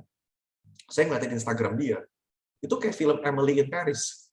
Kayaknya jalan-jalan terus di Paris, ngikut karena suaminya chef. Jadi kemanapun suaminya pergi dia ngikut gitu. Dan kalau saya tanya, gimana pernikahan kalian? Wah oke, puji Tuhan dia baik, cinta Tuhan, nggak keras, nggak KDRT. Saya bilang wah puji Tuhan deh, saya bilang. Jadi ada nggak kasus positif? Ada. Tapi saudara harus tindak lanjuti setelah ketemu di aplikasi, saudara ya kalau satu kota bawa ke gereja dulu. Dan saya mementingkan sekali saudara dalam aspek sosial. Tadi kan Ibu Esther ngomong aspek sosial ya. Jadi calon pasangan itu tolong dibawa ke grup saudara. Ketemu gembala, pemimpin kul, teman-teman gereja, kan orang bisa membantu gitu loh, menilai, melihat ini dia gimana sih gitu loh. Apalagi pemimpin rohani, mentor rohani penting untuk ditanyakan pendapat saudara. Ya karena mereka juga mendoakan kita gitu. Nah itu penting sih. Jadi saudara nggak sendirian gitu loh, kayak main cari Tinder sendiri tiba-tiba tahu-tahu nikah, orang nggak ada yang tahu kisah saudara. Nah itu bahaya. Gitu. Oke, itu dari saya mungkin. Oke, jadi sebenarnya mencari pasangan lewat dating apps itu ada positif negatifnya, tapi balik ke diri kita sendiri, bagaimana kita bisa memilah dan memilih pasangan yang baik untuk diri kita masing-masing. Oke. Oke, puji Tuhan. Nah, ini ada pertanyaan juga nih. Ini pertanyaan mungkin umum gitu ya. Ini bagaimana ketika kita punya pasangan atau mungkin ada seseorang yang punya pasangan, itu tuh beda ketika pacaran tuh udah beda status sosial, pendidikan, ekonomi, mungkin beda tempat gereja gitu.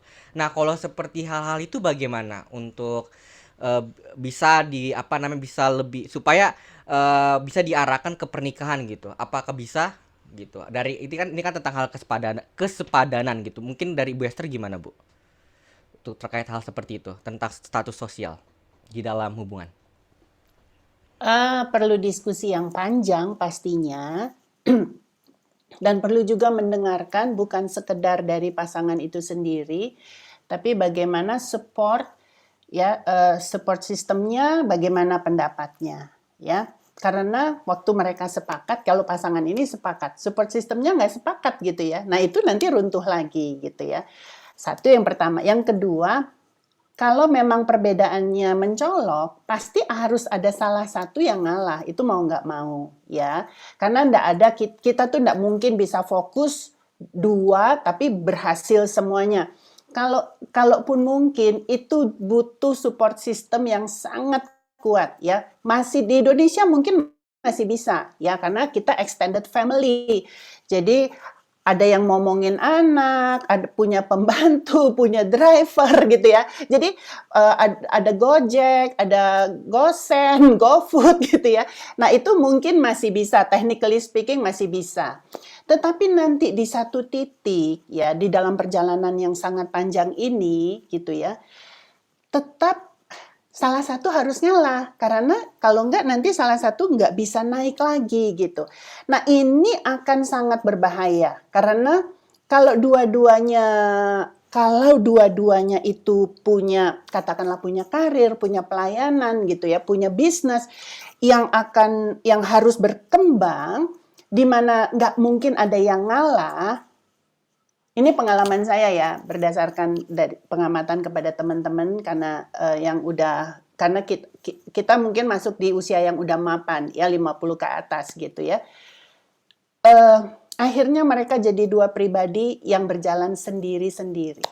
Nah ini yang sangat menyedihkan. Awalnya keren, tapi kalau pada akhirnya toh juga karena membela sesuatu yang penting, menurut mereka tentu sangat penting karena udah seumur hidup diperjuangkan, daripada ini dilepaskan untuk aku support kamu, ya mungkin persentasenya sangat kecil lah ada yang seperti itu. Akhirnya mereka mau nggak mau harga yang dibayar adalah berjalan sendiri-sendiri gitu ya. Jadi saya rasa ini bukan suatu pilihan yang baik. Ya, perlu membuka diri untuk melihat kemungkinan-kemungkinan yang lain. Kira-kira gitu, Oksaka. Silakan mungkin Pak Dio. Saya setuju sama Bu Esther, dan saya punya satu moto ya. Saya punya satu moto. Ini saya belajar dari papi saya. Jadi saya dapat ini dari papi saya. Dia bilang begini: seberapa besar perbedaan kamu dengan pasangan kamu, sebesar itulah cinta yang harus kamu berikan. Sebesar, the greater the gap, the greater the sacrifice that you have to make. Masalahnya kamu mau nggak bikin pengorbanan itu seumur hidup? Itu dulu. Gitu. Banyak anak muda, kita kan mikirnya short term. Ketika konseling bimbingan pranikah, pasti bisa Om. Cinta kita sudah solid Om, sudah kuat. Pasti bisa lah. Tapi kan kita belum menjalani. Yang sudah menjalani adalah mereka yang sudah menikah mungkin di atas 20 tahun. Gitu. Makanya tadi ketika Bu Esther bilang support system, dalam bahasa saya adalah komunitas. Kamu yang pacaran, apalagi kalau memang ada beda status sosial, ekonomi, suku, beda gereja, tolong diskusikan dengan support system keluarga. Gembala komsel, gembala kul, pendeta, mentor, tanya, minta pendapat sebanyak-banyaknya. Gitu. Jadi karena kan saudara nikah itu kan nggak cuma kamu dan dia, nikah itu kan satu keluarga besar, nikah sama satu keluarga besar gitu loh. Ya kan? Ketika keluarga besarnya udah nggak klop misalnya nggak klop, saudara. Jadi saya punya teman, ya, itu yang cekcok bukan mereka, tapi keluarga besar, saudara. Kenapa? Yaitu ada perbedaan ini, perbedaan itu. Yang mereka pikir ketika nikah, tenang aja, nikah pasti beres. Enggak, ketika nikah makin besar, saudara.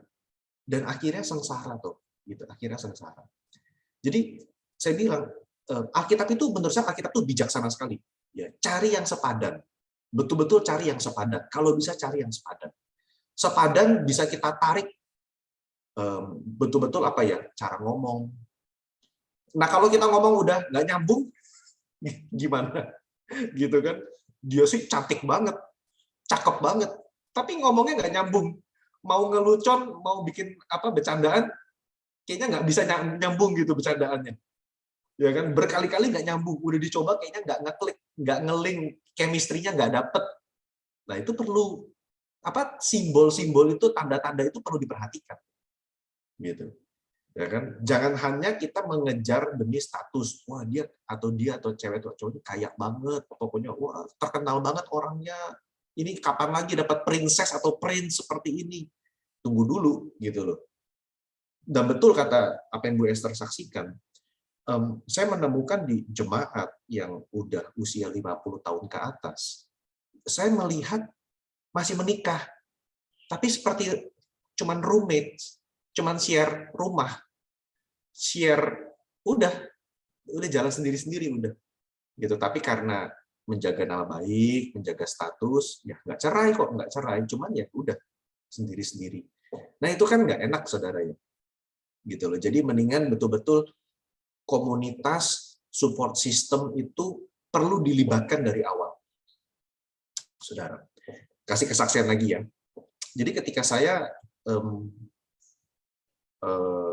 mau pacaran dengan Janet,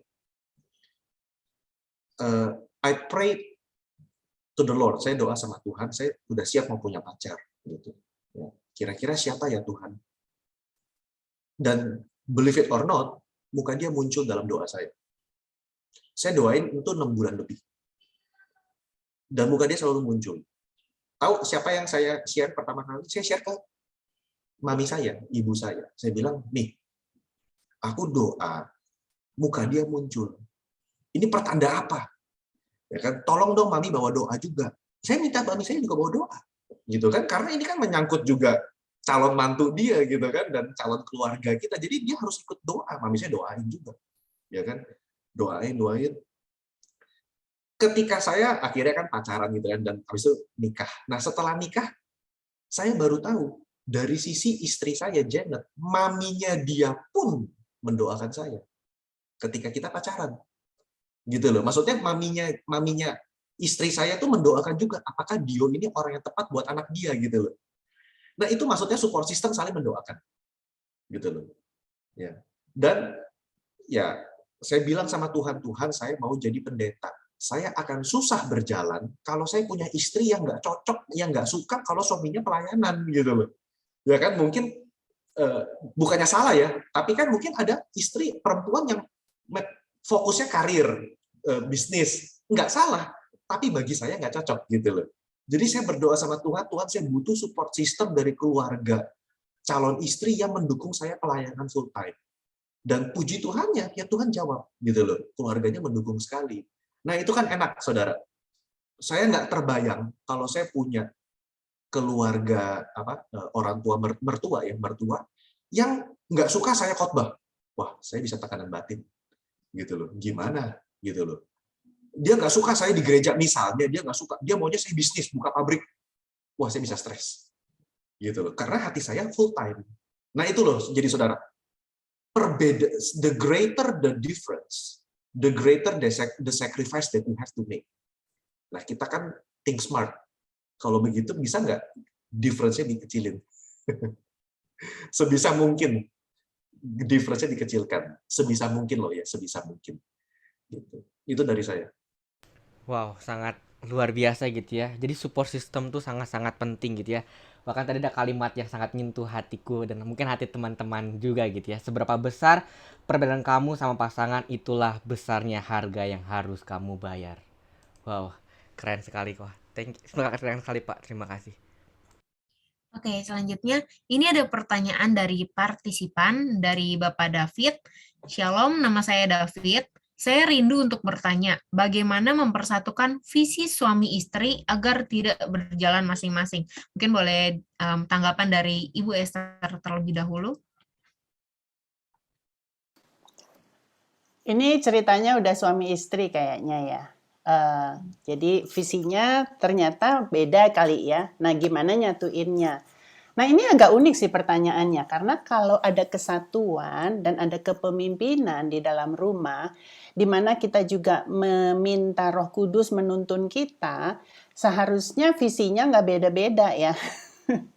Itu yang pertama. Tapi katakanlah masih ada perbedaan, ya, ada kesenjangan, ya, dan itu mungkin saja terjadi di dalam perjalanan berkeluarga. Nah, bagaimana menyatukannya?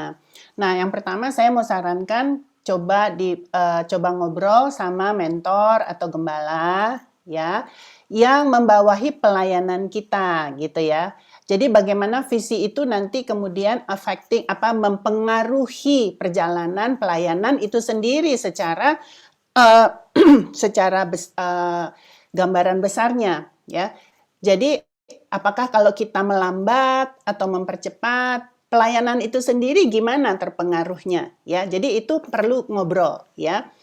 Nah, terus yang bisa kita lakukan adalah melihat jauh ke depan, ya, berdiskusi gitu ya. Kira-kira visi yang kamu punya tuh akan bawa kamu kemana, gitu kan. Nah, iya, dalam bayangan saya nanti saya begini-begini. Nah, dengerin juga ya pasangannya, dalam bayangan saya, visi saya begini. Lalu apa sih yang dibutuhkan gitu? Ya, yang dia butuhkan dari pasangannya apa? Kalau misalnya suami membutuhkan dukungan istri, tadi kan udah dijelasin ya sama Pastor Dio ya. Kalau suami membutuhkan dukungan istri, sementara istrinya sedang mengejar visinya sendiri, apakah visi suami itu bisa terdukung apa enggak? Nah, saya mungkin penganut tradisional sesuai firman Tuhan, ya, bahwa di dalam rumah tangga suami itu kepala, ya. Mungkin istrinya berkesempatan, ya, untuk jadi businesswoman yang sangat berhasil. Tetapi jumlah pendapatan seharusnya bukan menjadi penentu di dalam rumah tangga, ya. Jadi waktu kita mengikuti firman, maka kebahagiaan itu jaminan dari Tuhan, ya. Kalau ujung-ujungnya cuma sekedar kaya itu bukan tujuan kok, ya. Apa sih ujung-ujungnya apa? Nah, ini yang perlu dicek kembali kepada firman. Apakah sesuai firman apa enggak? Kalau cuman saya mengejar visi ini, ya rugi dong kalau saya nggak kejar visi ini. Padahal kekayaan yang akan saya dapat. Oke, ya. Tapi apakah kalau sekedar itu malah sangat berbahaya. Karena kekayaan itu adalah alat, bukan tujuan, ya. Tanpa tujuan yang benar, ya, itu akan sangat berbahaya. Malah bisa memisahkan. Ya, jadi kalau menurut saya, kalau kita ikutin prinsip-prinsip firman, seharusnya kebahagiaan itu nggak hilang. Kebahagiaan itu akan diberikan. Ya, almarhum suami saya tuh pemusik. Ya, masuk ke proskuneo. Saya nggak bisa nyanyi, nggak bagus lah kalau nyanyi. Ya, nggak bisa musik juga, gitu ya. Tapi saya mau menundukkan diri dan puji Tuhan, ya, puji Tuhan saya bisa melihat bagaimana ternyata waktu ada kesatuan, ada kesepakatan, ada yang mau mengalah gitu ya, malah menjadi kesatuan yang jauh lebih kuat, ada eksponensialnya, ya. Jadi daripada berjalan sendiri-sendiri, dua menjadi satu itu kekuatannya lebih berlipat ganda. Kira-kira gitu, Ariana. Oke, terima kasih Bu Esther untuk tanggapannya. Boleh nih tanggapan dari Pastor Dio juga. Saya kasih kesaksian. Saudara, istri saya itu jurusannya vokal. Dia ambil kuliah vokal di Singapura. Dan dia di sana sudah manggung, saudara. Dia sudah manggung, dia sudah bikin album lagu pop. Cita-cita dia sebelum ketemu saya, dia adalah ingin menjadi artis. Maksudnya bukan artis sinetron ya, tapi artis musisi gitu loh. Musisi, ciptain lagu, Tapi lagu pop begitu, lagu pop ya, lagu pop. Nah, ketika ketemu saya pacaran dan menikah, kita bahas kan tujuan hidup, ya kan? Kita bahas tujuan hidup. Nah, saya bilang ke dia, saya bilang saya dukung kamu, saya bilang jadi artis, kamu mau bikin album, bahkan album pertama, album kedua dia Metamorphosis, by the way ada di Spotify dan iTunes, itu lagu pop, itu keluar setelah kita menikah, gitu. Jadi saya bilang saya dukung. Tetapi kalau saya harus anterin kamu manggung, teman-teman tahu ya kalau startup artis itu kan harus cari panggung ya gitu loh, mungkin manggung di mana ya kan, ngejob di mana gitu kan. Nah itu mungkin saya waktunya nggak bisa karena minggu saya mesti fokus pelayanan gitu loh. Nah ini kan mesti ada yang kayak Bu Esther bilang, nah ini gimana gitu loh. Akhirnya kita doa. Saya bilang kamu doa deh, saya bilang kamu doa, lalu kita cari konfirmasi dari hamba Tuhan juga, kita cari konfirmasi gitu. Dan akhirnya to cut the story short, kita berdua sepakat bahwa saya bilang, Janet, kayaknya Tuhan mau pakai kamu menjadi penyanyi rohani juga, saya bilang. Gitu. Dan dia mendapatkan konfirmasi itu, saudara. Gitu. Jadi dia harus pindah atau tanda kutip setengah mengubur keinginan dia untuk menjadi musisi, artis di dunia pop, saudara, untuk masuk ke ranah rohani. Gitu. Dan kita pun follow up dengan saya sebagai suami harus mendukung dia, gitu. Keluarlah album rohani yang pertama, gitu. Udah keluar juga album rohani yang pertama di Spotify atau dari teman-teman yang lain lah, begitu. Ada juga, gitu. Jadi saya sebagai suami pun mendukung dia untuk berkarya, gitu loh. Saya nggak mau dia terkubur potensinya, karena saya bilang nggak jarang orang yang lulusan vokal bisa bikin lagu, kamu bisa aransemen segala macam gitu. Nah sekarang dia jadi guru musik, dia juga ngajar jadi guru musik. Jadi kembali kepada pertanyaan Pak David tadi, bagaimana caranya menyatukan visi? Saya juga sependapat dengan Bu Esther, saya masih percaya bahwa firman Tuhan mengatakan suami adalah kepala. Bukan berarti kita otoriter atau kita menginjak-injak atau istri nggak boleh punya hak, tidak gitu. Ya. Jangan lupa ya, suami kepala tapi istri leher gitu. Leher yang memutar kepala kemana kepala. Tetapi maksud saya begini, Tuhan pasti menaruh tujuannya kepada suami dan istri gitu loh. Dan kalau ada Roh Kudus di tengah-tengah kehidupan suami istri, ketika istri mengikuti suami itu bukan sebuah keterpaksaan gitu. Atau maksudnya bukan sebuah kayak jadi kayak momok begitu. Kenapa? Karena ada Roh Kudus yang berbicara gitu loh. Termasuk juga saya pun Roh Kudus proses untuk bisa mensupport istri gitu. Yang sebelumnya saya cowok single, nggak pernah mikirin visi orang lain. Setelah saya nikah, ternyata Tuhan kasih saya istri juga, dia punya panggilan dalam hidupnya pribadi yang saya harus support. Nah, bagaimana peran saya sebagai suami untuk mensupport istri saya? Nah, itu penting. Jadi, saran saya kepada Pak David, mungkin ya harus duduk sama-sama satu roh dengan Roh Kudus. One spirit dulu, gitu loh. One spirit dulu, gitu. Di beberapa jemaat saya, kita ada kok prianya pebisnis, punya pabrik, istrinya punya pabrik juga yang berbeda. Memang mereka berdua lahir dari keluarga yang memang sudah punya pabrik begitu, sehingga masing-masing meneruskan usaha keluarganya. Apakah menjadi problem? Tidak. Selama fungsi dan peran suami dan istri dipahami dan dilakukan dalam rumah tangga. Gitu. Jadi nggak ada masalah. Dan sekali lagi betul, tujuannya apa sih ujung-ujungnya? Ya kalau cuma ujung-ujungnya duit, ya itu berarti mesti konseling. Berarti bukan soal satu visi, tapi tujuannya. Apakah kita masih mencari uang atau tidak? Itu sih dari saya. Oke, terima kasih untuk Pak Dio. Berarti pada akhirnya tuh suami dan istri ini harus berunding dan memikirkan bagaimana ke depannya mereka harus menjalani rumah tangga mereka agar memiliki visi yang sama dalam rumah tangga, begitu ya. Oke, pertanyaan terakhir dari partisipan, dari Pak Arifin. Bagaimana pendapat Bapak atau Ibu jika pacaran yang bertemu di media online, misalnya kelompok atau gereja, apa antisipasi yang dilakukan untuk menghindari di luar ekspektasi ke depan? Mungkin boleh tanggapannya dari Ibu Esther kembali. Pertanyaannya gimana? Kurang paham. Oke, akan saya ulang kembali. Pertanyaannya, bagaimana pendapat Bapak atau Ibu jika ada pacaran yang bertemu di media online, misalnya kelompok atau gereja, apa antisipasi yang dilakukan untuk menghindari di luar ekspektasi ke depan?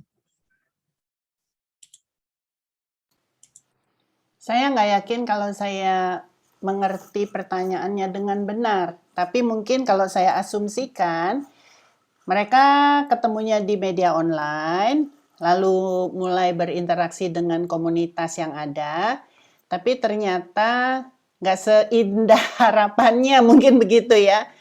Nah, ya itu tadi, sebetulnya sama sih Pak Arifin ya. Ini Pak Arifin mungkin yang tadi tanya ya. Nah, sama tadi yang udah dijawab ya.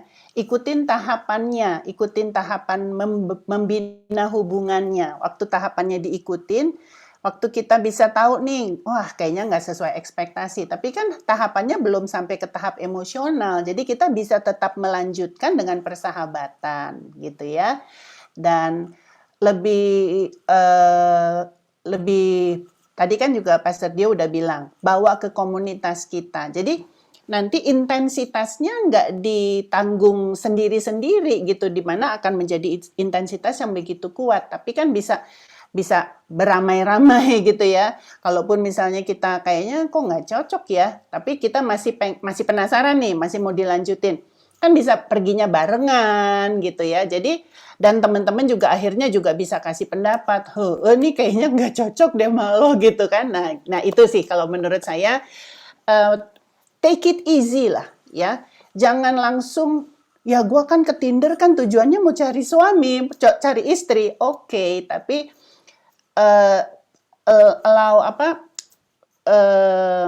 izinkan gitu dirimu berproses, izinkan dirinya berproses, saling mengenal.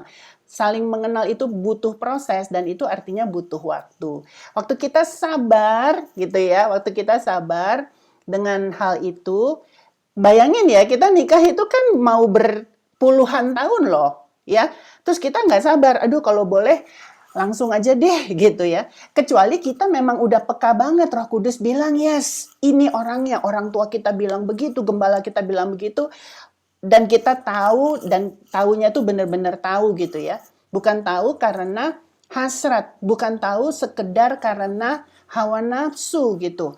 Karena yang namanya hawa nafsu itu, dia meledak dan puff, dia habis ya. Ingat Amnon ya, Amnon itu cinta banget sama adiknya. Tapi waktu dia rape, waktu dia perkosa adiknya, dikatakan dia timbul kebencian yang melampaui cintanya. Bayangin dalam sekejap loh ya, within 1 hour gitu, dalam 1 jam tiba-tiba dia berubah gitu. Kenapa? Karena itu nafsu gitu. Jadi untuk menguji diri kita sendiri juga gitu ya, walaupun semua ciri-ciri atau kondisi-kondisi maksud saya sudah dipenuhi, ada ketertarikan, seiman, sama-sama lahir baru, bla bla bla gitu ya. Tapi tetap perlu pengujian dan sangat penting konfirmasi dari Roh Kudus gitu ya. Nah, untuk mengantisipasinya yaitu tadi, lakukan bertahap, lakukan dengan santai, lakukan bersama-sama, dan waktu kita tahu oh iya ternyata bukan gitu ya. Jadi kita nggak perlu ghosting juga ya. Dan satu saran kalau boleh saya sampaikan ya, tadi Pastor Dio katakan itu benar banget. Katakan ya di atas ya, tidak di atas tidak. Jangan terlalu berlama-lama memberikan harapan. Katakan dengan baik ya bahwa kayaknya enggak gitu ya. Enggak usah over spiritualized, enggak perlu kasih yang rohani-rohani, enggak ya enggak gitu ya. Dan kalau saya boleh sarankan, kalau memang sudah agak sedikit terlalu jauh dan ternyata putus gitu ya, jangan terlalu berteman. Jadi menjadi abu-abu kembali ya. jaga jarak supaya kita heal ya, supaya kita sembuh gitu ya. Dia juga sembuh, kita juga sembuh, saling menghormati. Kayaknya itu sih Ariana. Saya percaya Pastor Dio pasti bisa tambahin. Saya rasa ini apa saudara Pak Arifin Tarigan yang nanya? Kalau iya mungkin bisa, apakah tadi menjawab Pak Arifin atau pertanyaan mungkin ada maksud lain Pak Arifin? Supaya lebih memahami. Halo Pastor Dio. Ya. Ya Pak, gimana Pak? Apakah pertanyaannya seperti yang dimaksud atau gimana? Mungkin Bapak bisa jelasin. Betul Pak. Cuman ini sekedar meminta saran dari Bapak dan Ibu untuk teman-teman, untuk saudari yang masih bujangan Pak. Karena memang di kami sendiri sudah mengalami begitu. Nah, khususnya ini bagi kaum perempuan nih Pak. Ketika sudah cinta terpincut, nah ini yang kadang-kadang bahaya nih Pastor Dio. Nah, ini ada di keluarga kami sendiri juga, dia pacaran jarak jauh, tidak kenal sama sekali, hanya melalui online, dari ujung ke ujung, ketika mau nikah baru ketemu. Nah, dampak yang tidak kita inginkan itu, ternyata kekecewaan di belakang hari itu yang mau kita antisipasi, Pak.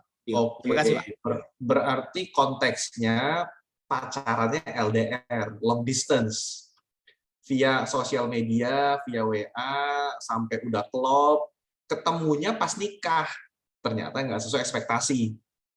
Betul Pak. Padahal ketemunya itu di komunitas GBI juga gitu Pak. Oh, ketemunya juga sosial media tapi di komunitas GBI juga. Di komunitas gereja Pak. Betul Pak. Siap. Oke. Saya jawab singkat saja. Putus sebelum menikah tidak berdosa, tapi cerai setelah menikah itu berdosa.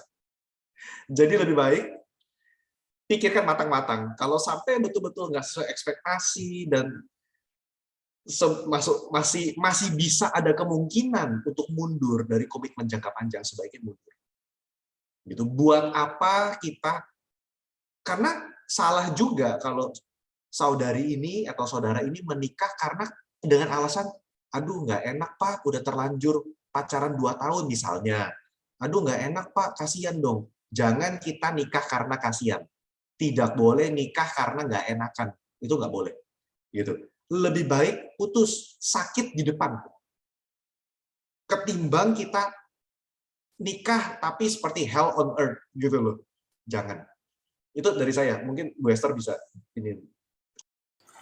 Ya, itu tepat sekali. Nah, saya boleh sarankan buat teman-teman yang wanita, mungkin yang tadi ya, kita bisa ketemu di sosial media, lalu LDR-an gitu ya.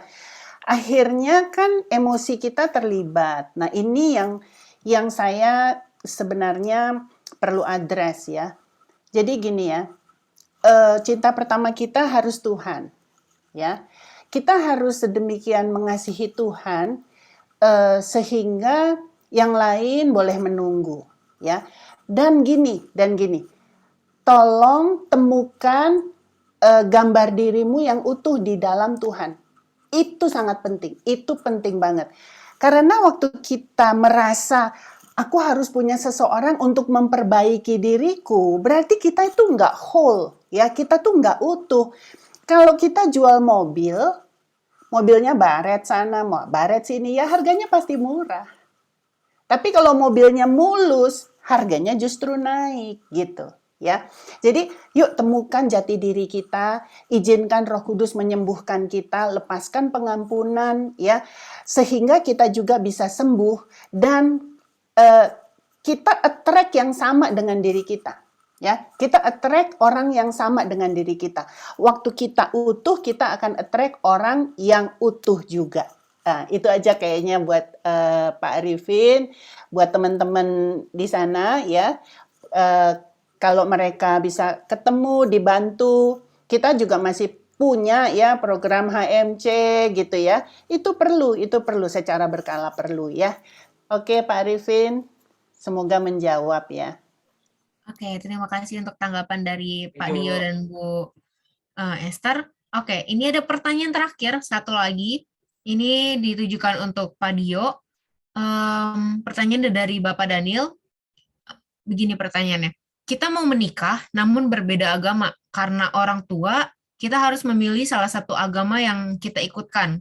dalam tanda kutip agama Islam atau bahasanya murtad.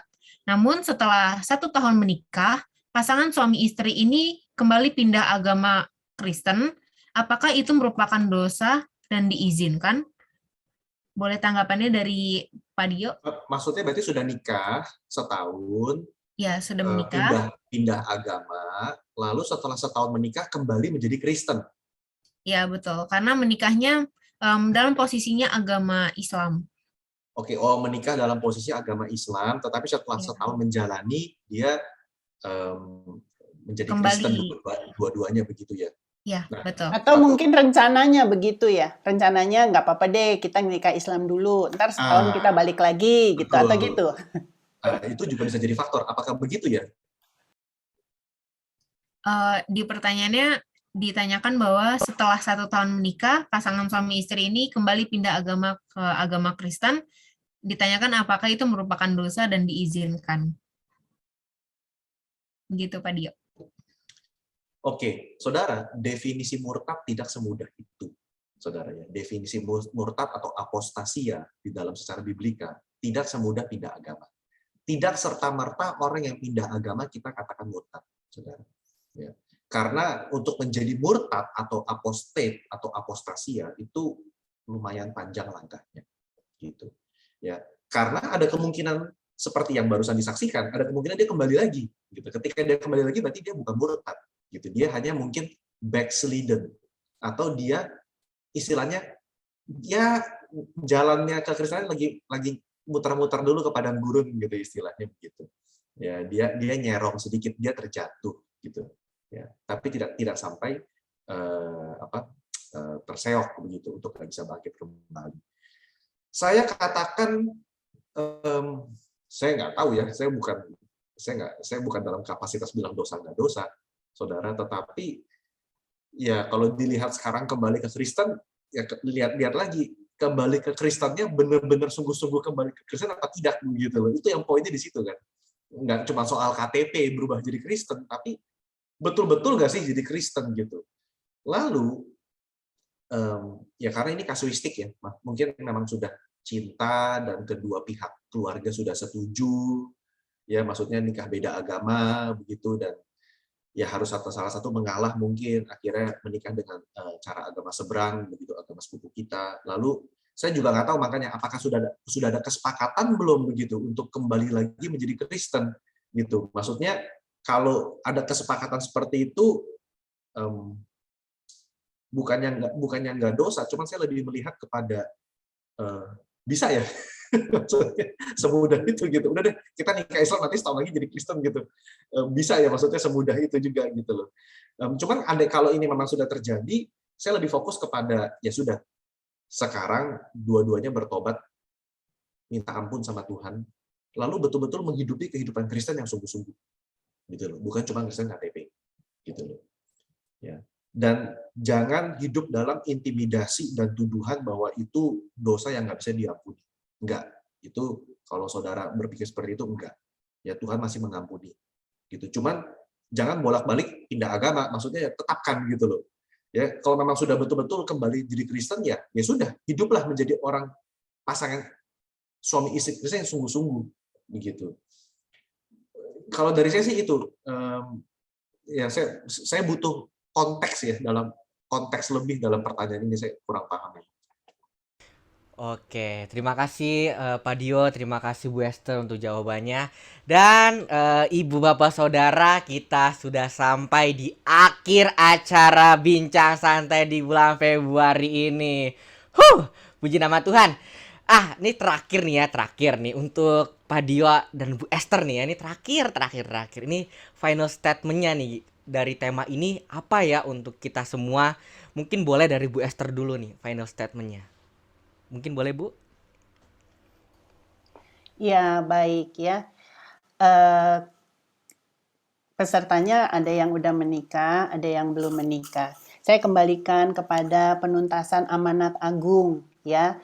Yuk, kalau yang udah berkeluarga, kita beresin yuk keluarga kita. Saya juga punya masalah di dalam keluarga dan pasti harus ada yang mengalah ya, supaya keluarga kita menjadi lebih solid dan menjadi minimal di dalam penuntasan amanat agung itu kita menjadi punya kesaksian gitu, ya, sehingga orang lain ya punya pendapat yang baik, ya, punya keterbukaan terhadap pekerjaan-pekerjaan Roh Kudus yang sementara ini sedang akan dinyatakan lebih besar lagi. Nah, buat teman-teman yang belum menikah, yang sedang mencari pasangan atau yang sedang membina hubungan, ya, ada banyak sekali godaan. Tadi kan Pastor Dio bilang ini dunia kita udah rusak, ya.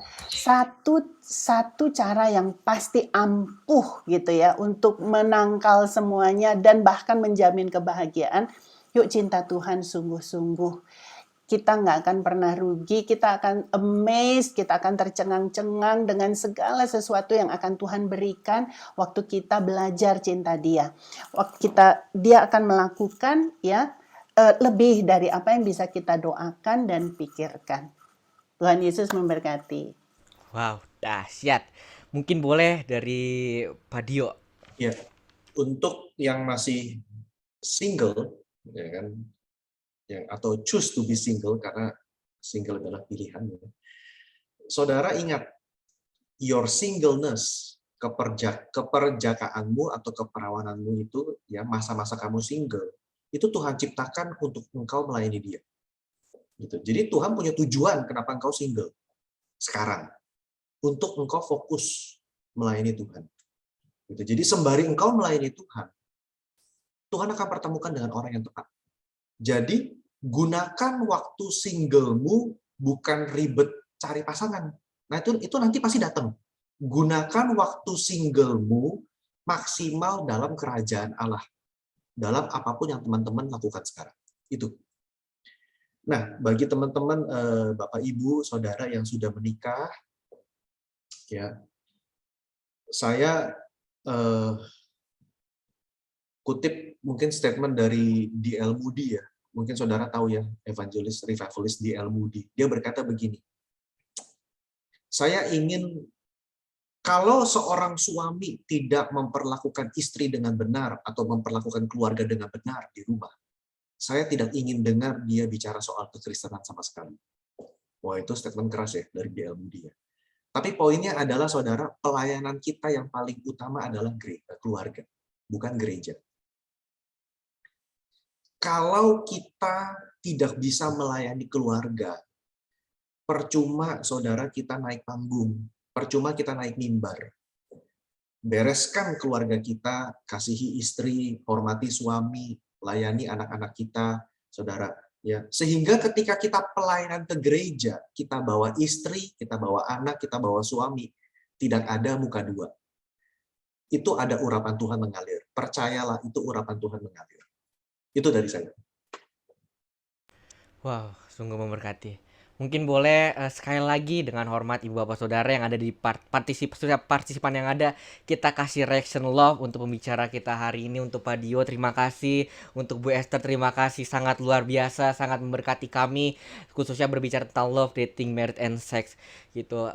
Dan dengan hormat juga kami minta tolong nanti Pak Dio untuk pimpin kami dalam doa berkat, boleh ya Pak? Oke. Namun sebelum daripada itu, nanti kita akan sama-sama doa penutup yang akan dipimpin oleh Kak Awan gitu. Mungkin Kak Ariana ada tambahan Kak?